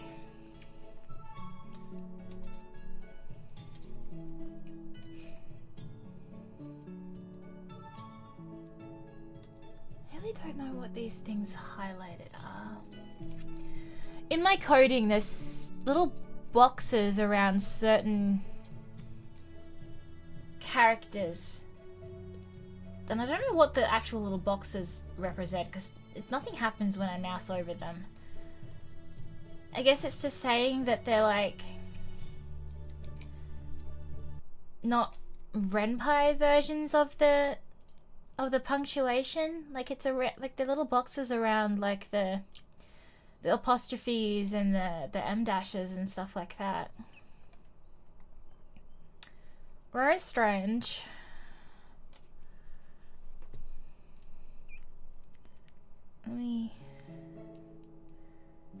You see? I don't know if you can see that very well on stream, but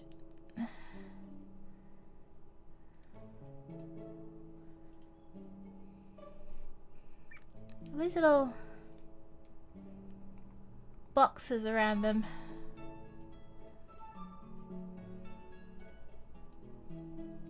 Oh no, where is that? There it is.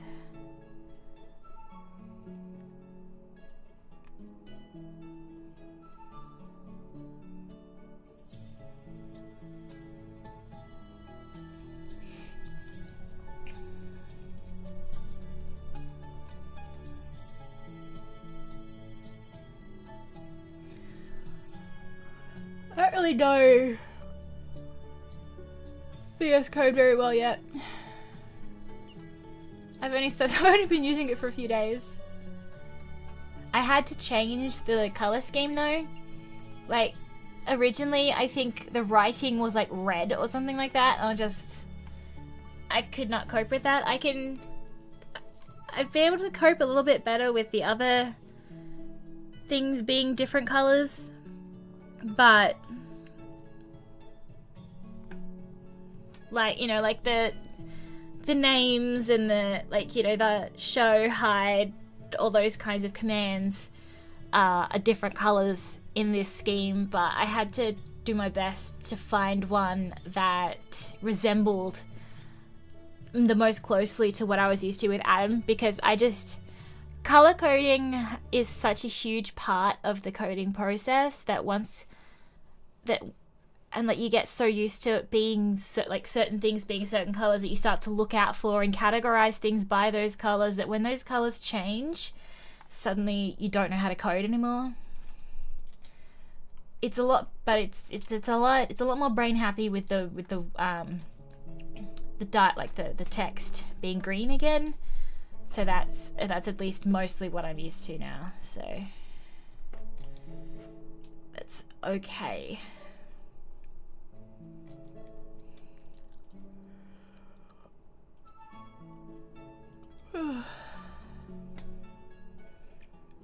I'm so sleepy. Oh no, a message tone.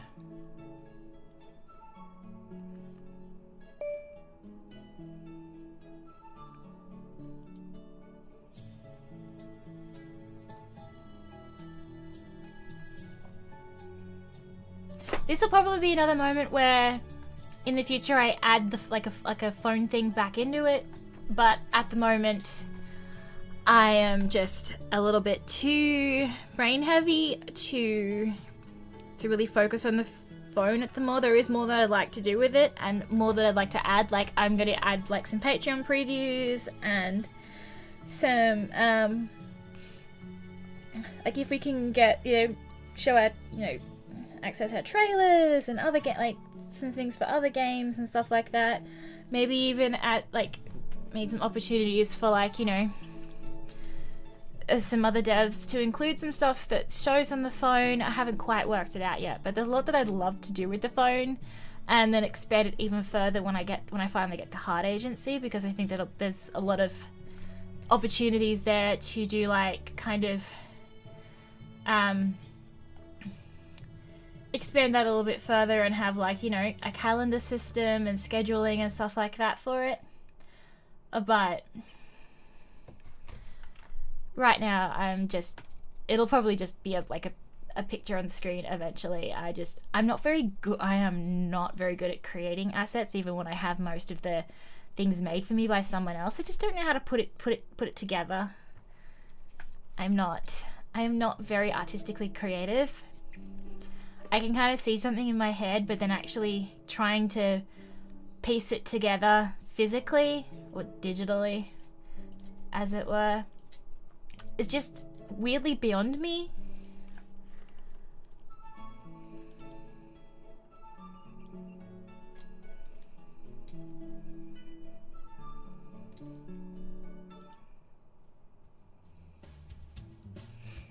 Quick change music. This song was not meant to be anxiety inducing. It was meant to be the theme for the cafe. And it was meant to be like a kind of Japanese funk kind of inspiration that's still kind of... I am fiddling with things and making noise. That's still kind of looped in with the overall kind of...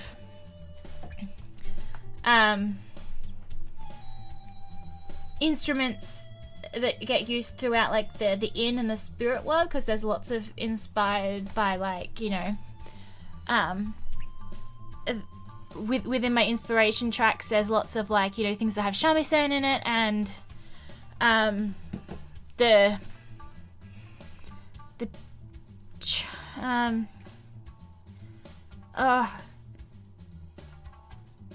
can't think of what the instrument is called now, but if you've seen Modal or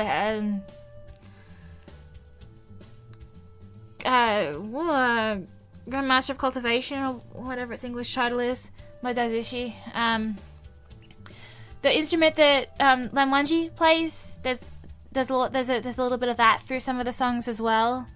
So it mixes kind of like Asian China, like kind of traditional Japan kind of instruments through a lot of my like spirit world based songs. So this one tried to kind of connect the modern side for the cafe, but still give that kind of cohesion between the soundtrack. And all, like, I really love this song, but rather than being like a kind of chill jazz song for the cafe, it just kind of made me a little bit anxious. So it's now become like, you know, this, I've called the song Urgency, and it now plays whenever something a little bit like high energy or like kind of worrisome happens without it being like dangerous, because there's another one that's like kind of like that, like, you know, imposing danger kind of song. I would really love to get more songs to the soundtrack, but unfortunately I just do not have the budget for that. There will eventually be some vocal tracks though, like I'm in the process of recording and learning to mix those a little bit better. I am extraordinarily critical of my own work though, so it's difficult for me not to kind of like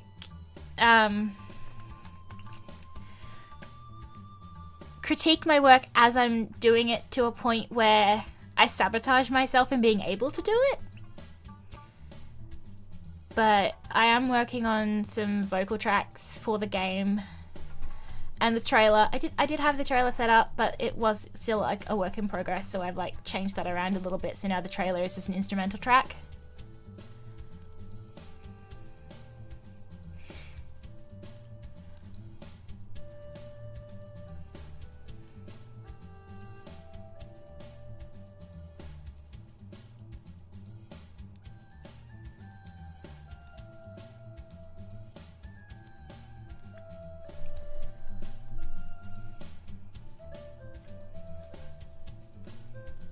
I love Mary, she's so cute.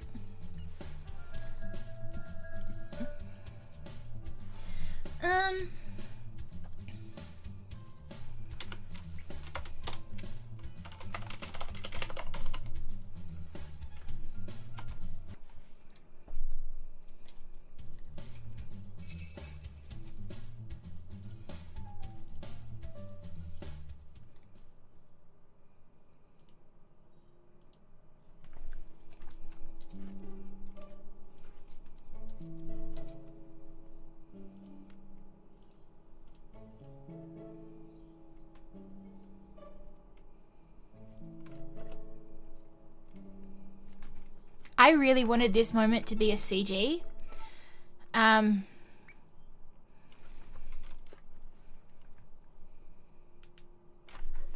Of Mary giving Micah a hug.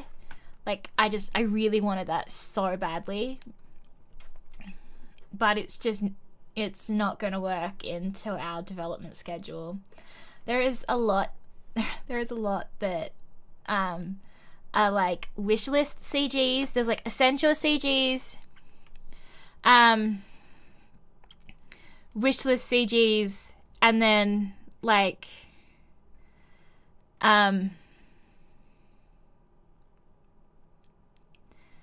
more like kind of flavor CGs, like ones that aren't super necessary but like I feel help the story and the narrative by showing what's going on. And they're ones that, like, if I had to, I could get rid of them, but I don't want to. But there is a whole big list of like wishlist CGs that I just so badly want to be able to include, but they would be such a short scene. Like, to put a CG there, it's literally just one line, and that would be such a waste of a limited resource, but it would be so cute as well. Like, it's very difficult to like balance those things between like budget and time. Time is the biggest thing though. Like, it doesn't matter how much budget you have if you don't have the time to do it. Because you can find more money places. I mean, not that it's that easy, but like, money is a lot easier to create than time. To do one thing on a deadline, you have to give something else up.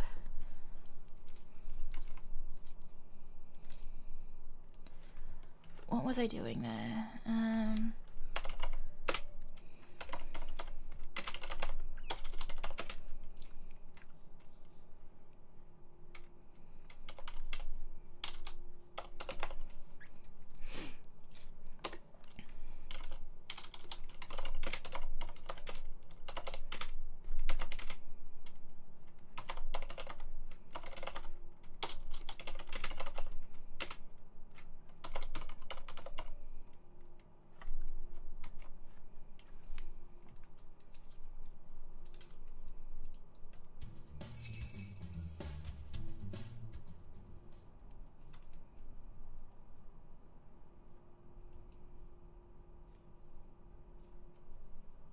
There we go.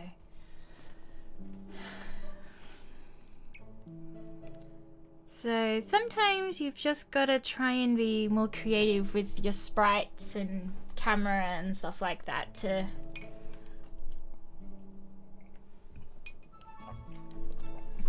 try and create the illusion. Oh, that's not correct.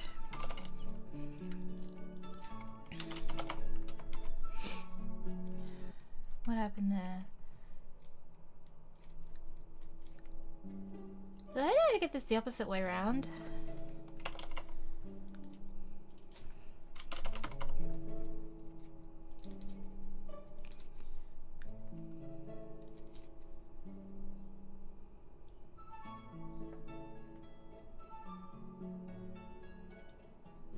Wait a minute. What happened there? Hide. False.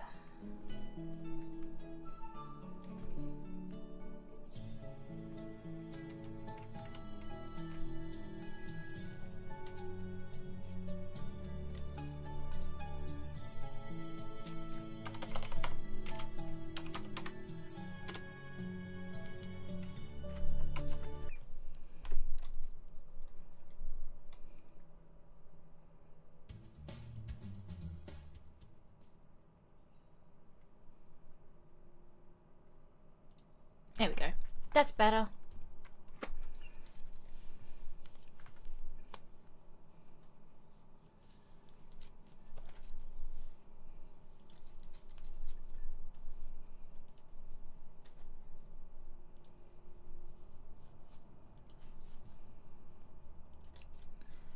Let's see.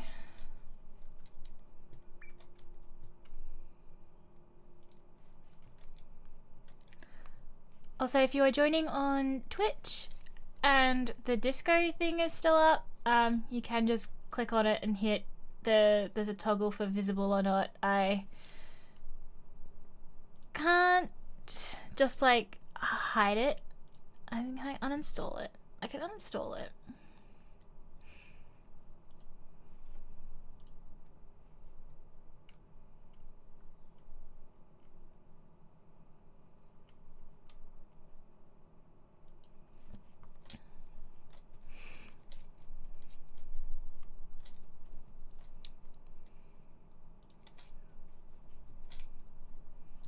But yeah, if that is in your way, let me know and I can see about uninstalling it, because I can't just seem to, like, you know, hide it. It's like delete completely or leave it.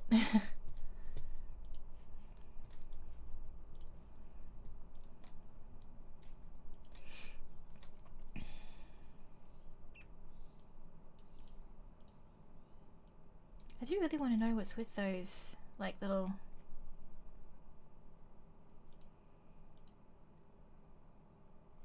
squares around the...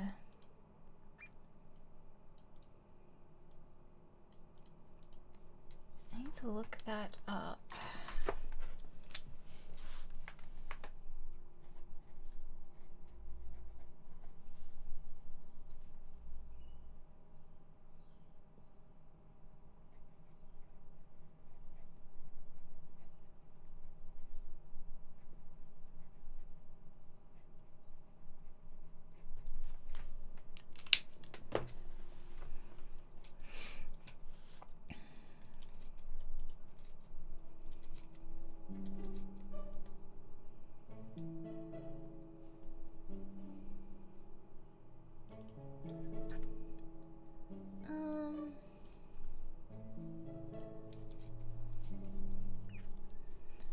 Let's see, what are Mary's expressions?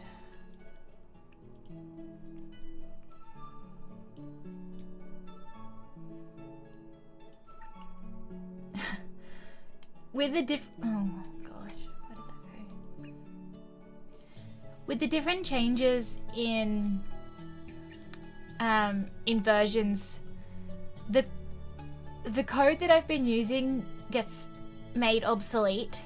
So now VS Code is very upset with me because I'm using a code that like has been replaced by something else, but I don't know how to use the thing that's it's been replaced with. So instead it just yells at me.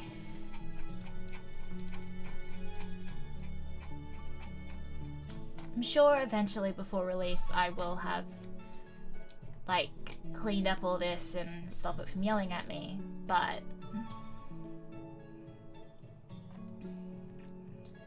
what has Mary got? She's got concern. Let's go concern.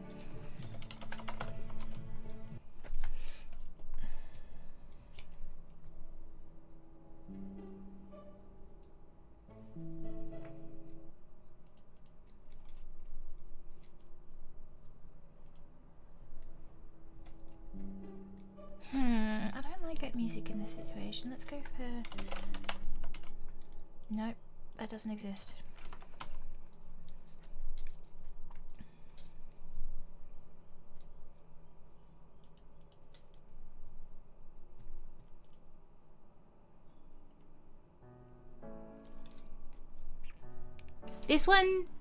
This particular track isn't one of our customs. It's one that I have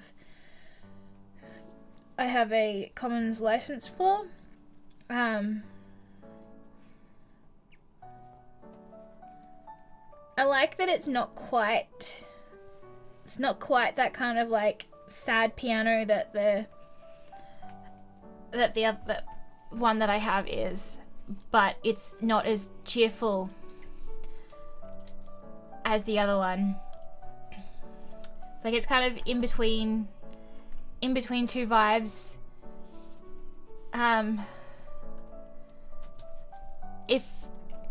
If there's time and budget towards the end, maybe I'll get this recreated by like for a custom track, but for now I think this one we'll just keep this one and just not include it on the soundtrack.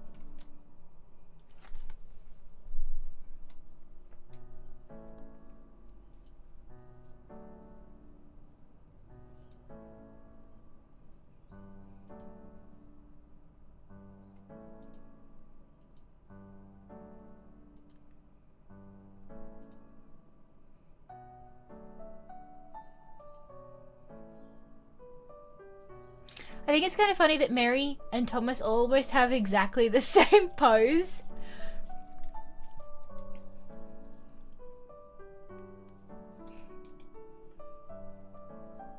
She is so cute though, look at her.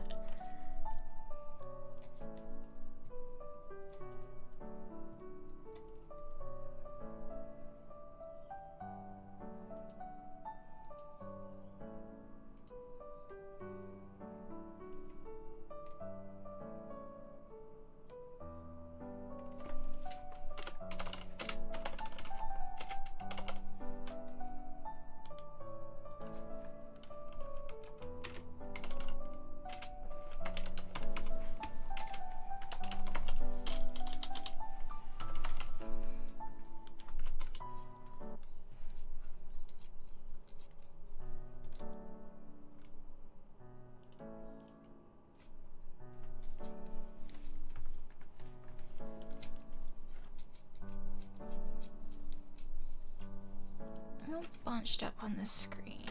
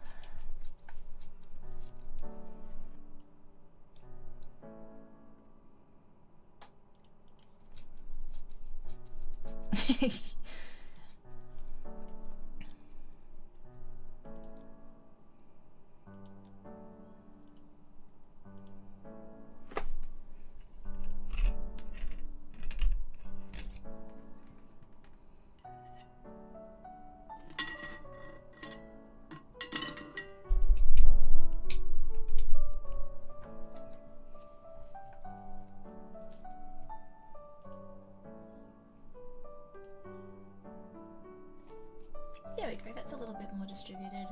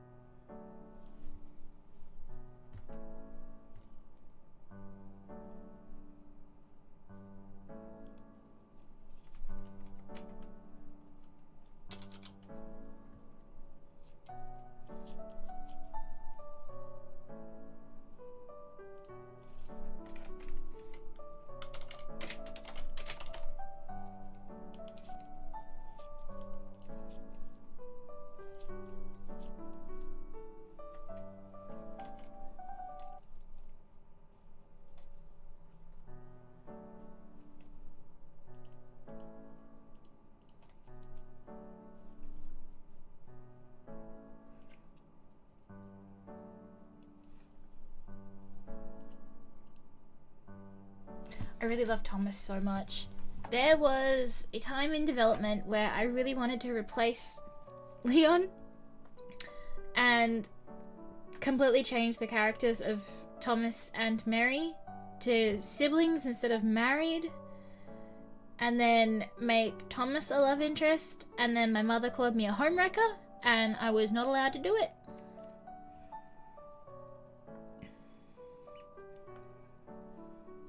So if you are one of those who wishes he could romance Thomas, you can thank my mother for that not happening. Because to be fair, she did design him. He is based on Kojaku from Dramatical Murder, Jirichiro from Food Wars, the Doctor from Super Lovers, and the cat guy from Huckenden.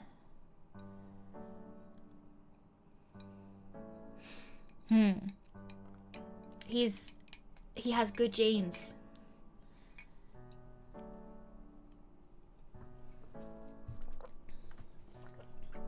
He's so gorgeous.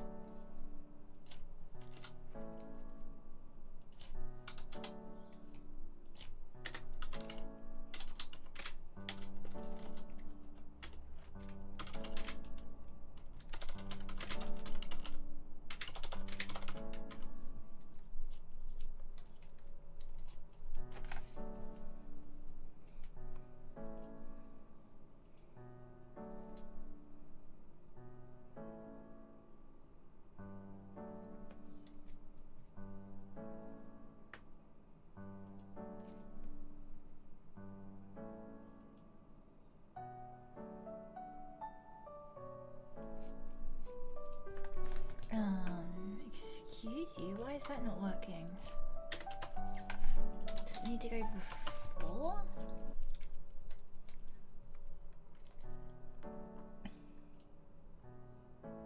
Yeah, that's right. There's a weird thing that happens with the conflict between a dissolve and a move if you're doing it in like consecutives, that you've got to put the move before the dissolve, or even though they're separate lines of code, the dissolve will override the move before it and cause the code to ignore it. So when Mary was skipping just then, it was because there was a dissolve directly after her move. And boy, did that take us a long time to puzzle out when I was doing the beta portion of another bit of it further along. I could not figure out why Emrys wouldn't glide in. Instead, he was just appearing. And eventually Gabby worked out that it was because there was a dissolve directly after it, and it should have, for the move to work, the dissolve had to be on ahead of it or on a different line. Very, very annoying. And I still don't understand why it does it, because they're separate lines of code, so one should action and then the following one should action once it's finished. But no, one just overrides the other. Coding fun! .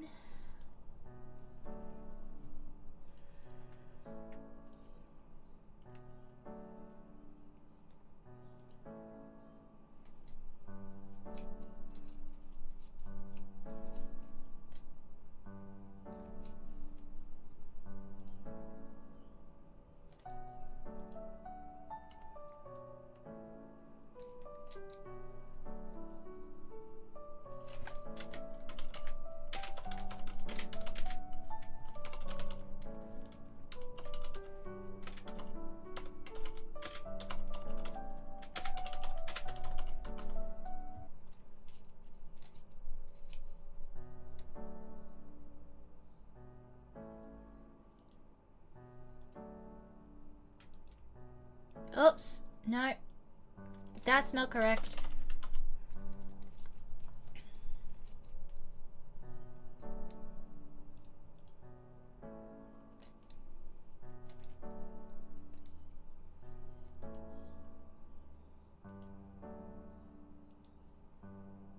They really just look like they should be linking arms, and I love them so much.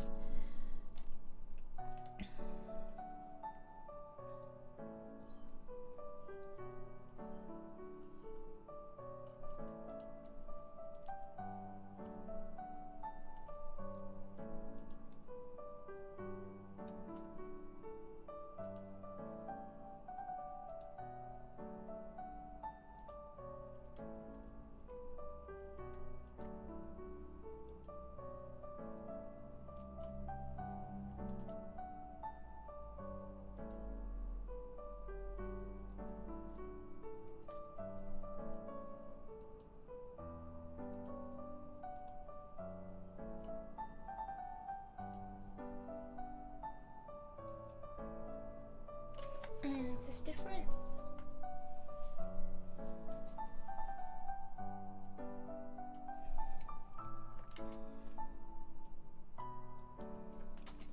Every now and then,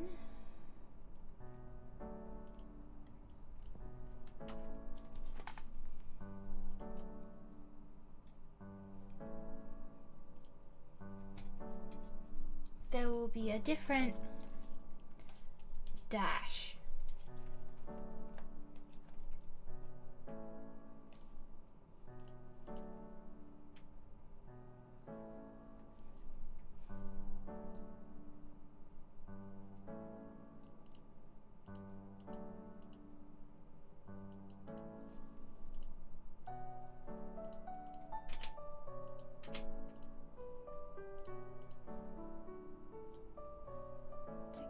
This one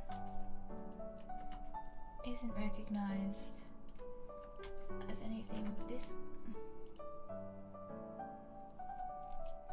Oh wait, there we go.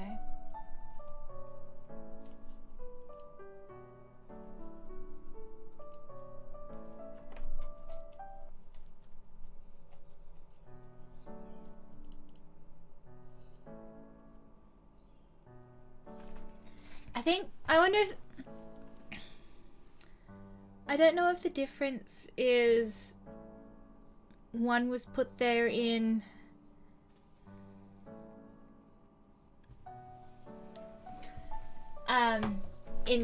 Word and one was put there in Google Drive or Google Docs.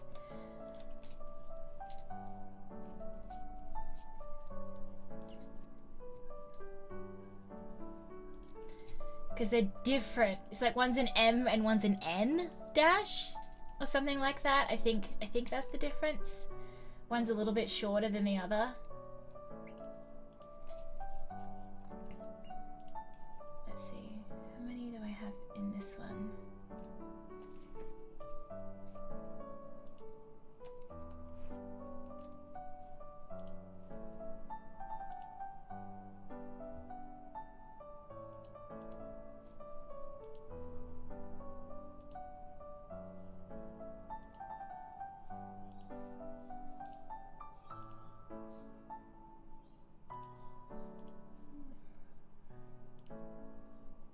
None in that one.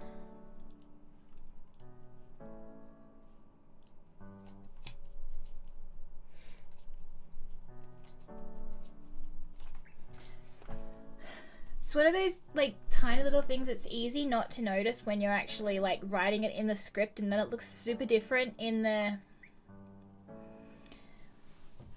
like in the code. Why this line has quite a few dashes.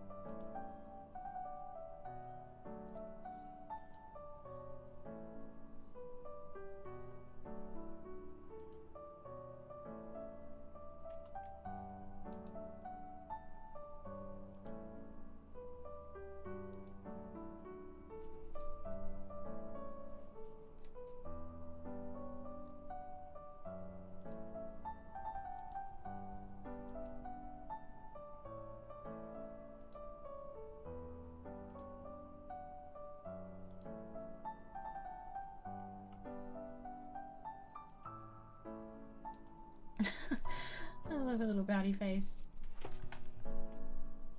The pouty face just makes me want to put like the monkey cheeks.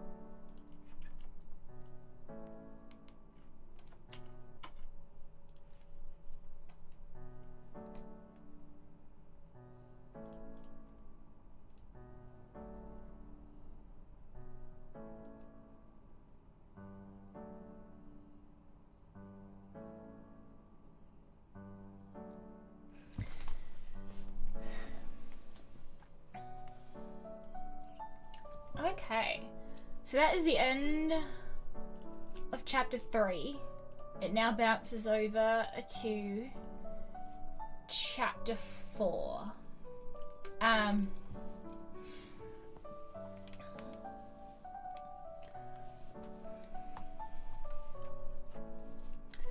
from here, Michael will be going to Leon's apartment.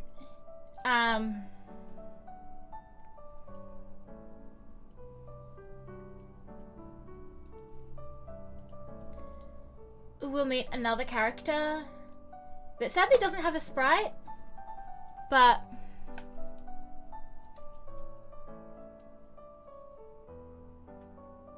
I'm really hoping one day will. She's in my wish lists. I really hope that we might eventually, either on release or a update or something like that, that we can add this character that we're about to meet into, like, as a sprite, because I think that would be really cool. I also just really love designing characters, and it would be cool to have another like female sprite. I'd also really love to get a sprite for Arthur, because he doesn't have one at the moment either. He's just like a silhouette. So I think it would be really cool to get one for him.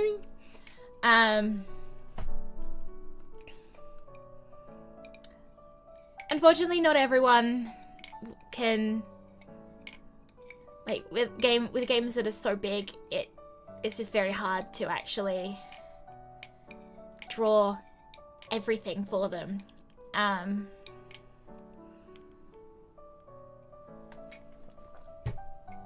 And some characters will inevitably have to be just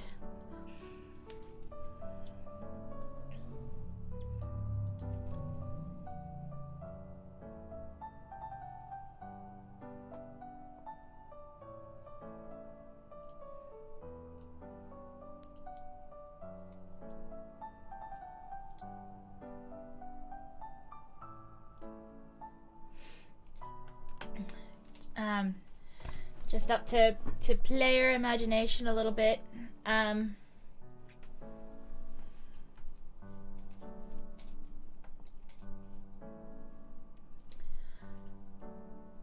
think this is where I'm gonna end this stream, though.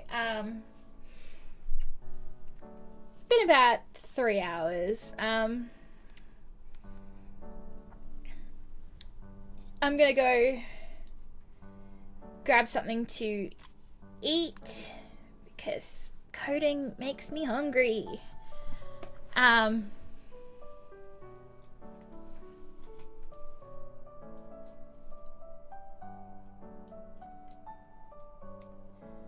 So thank you so much for everyone who tuned in.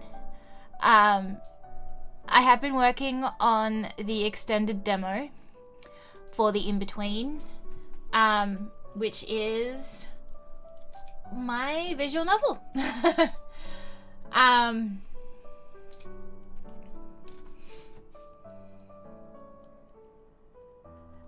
And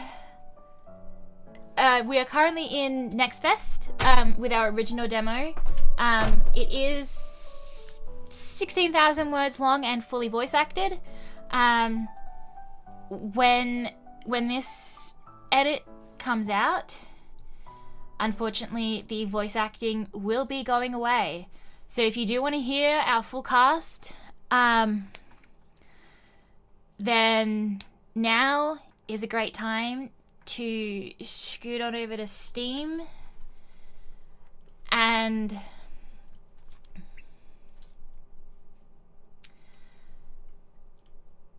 grab those. I don't know.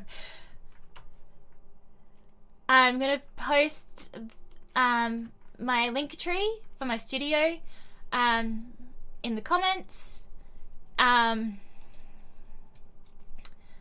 It's also in descriptions and profiles and all that good stuff. But Cats and Lilypad Studios, the game you can find all of my games through that link, as well as my Patreon, my Discord. If there's anything you want to know about the game, you can ask me on Twitter, Cats Lilypad, or Coco Lou Covers, or join my Discord, either through that link tree or the ! Discord command on Twitter here.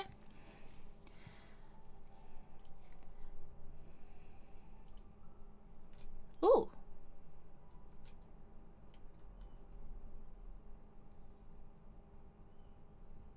The Twitch screen has changed.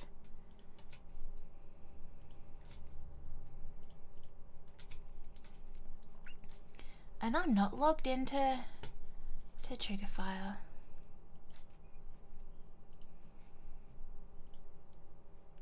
Actually, let's hydrate instead. Hydrate. Is Micah coming? Hopefully he should work.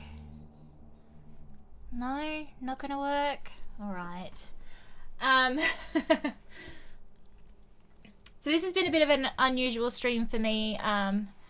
I don't do these all that often because I don't think they're very interesting, but as I've been working on this for quite a while and I've cancelled streams for it, I wanted to show just a bit of what I'm actually working on.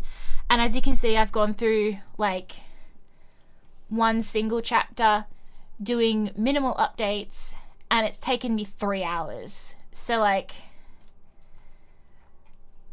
I've got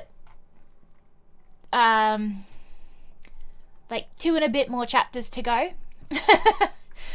So there's still quite a bit that I need to do, but hopefully this will be released before the end of Next Fest. If you have not wishlisted the In-Between on Steam yet, I will love you forever if you can help us out with that. Wishlists help us so much with visibility. A lot of the Steam algorithms rely on wishlists. And yeah, thank you so much for joining me for this one. I'm gonna go keep working. If you look at my schedule, what day is it? It is Thursday. If you look at my schedule, I'm supposed to have a Disco Elysium stream tomorrow. I very much doubt that I will. I'll probably cancel that one as well and maybe be back on Monday with Dangan. I'm unsure at this stage. It just, as a dev with deadlines, like this is like the majority of my time. And I've got a lot of writing as to do as well once I finish this update. It just never stops. I might be able to do some like Halloween streams like either like next week or the week after. I really want to play some horror games. There's been a couple of really good ones recommended to me, and there's a couple that I own, like Resident Evil. And they're like totally out of like my regular wheelhouse, so I have no idea. I'm kind of bad at games, so if I do play something like that, I hope no one who's actually good at them watches me, because you will get frustrated.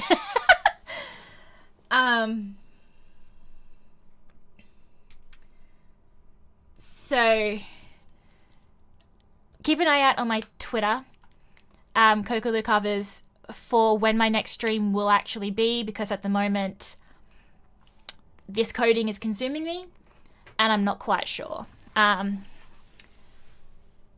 huge thank you to everyone who is still subscribed to me. I know I've taken a huge break between work and travel for PAX.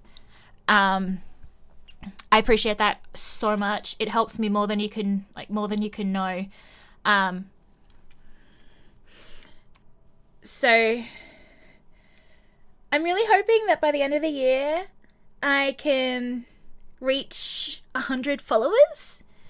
So that's like my little goal that I've got going on for the Twitch. I did get affiliate, which was super exciting, and now I'm trying to hit that 100 subscribers. So if you do like my content, or you've got friends who you think might like a cat girl. Wait, let me actually put the cat girl. This is my usual stream face. My cat girl bard. I am going to... How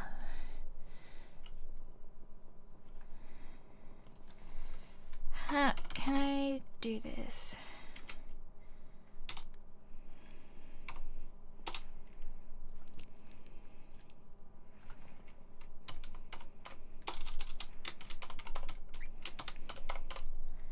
Let's see.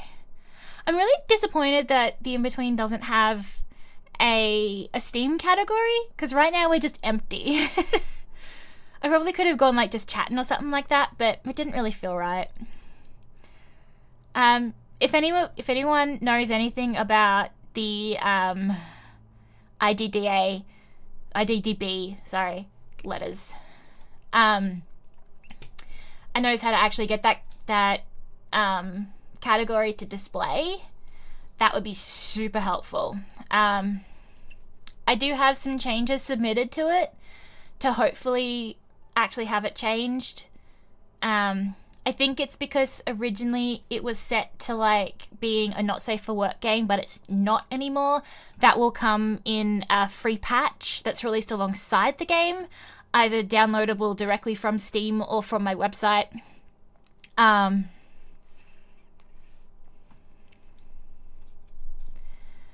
So it should also now be a lot more streamer friendly, because I will be censoring the CGs for the extended demo that need it. There's only really one of them. But yeah, let me know if you know anything about how to make categories and games show on Twitch, because that would be very, very helpful. I would like to be able to, and like others to be able to, stream my game and actually tag it properly.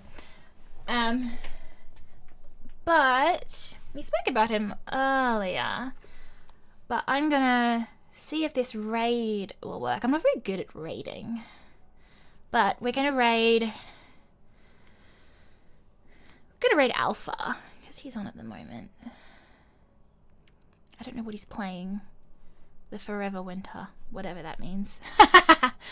So thank you so much. I hope you will check out our current demo and our extended when it releases in the next couple of days. If you would like to follow along with the development, I do have a Patreon, Cats and Lilypad Studios. Not only does that have a bunch of different tiers that you can get special access, exclusive content, but there's also a free tier where I do a monthly recap, just to, share any news and development that's publicly available that is relevant, and show what we've done kind of throughout the month. That is the best way to keep up to date with the development. But yeah, thank you so much for joining me, and now let's see if this raid will work. Will it? Oh, yay!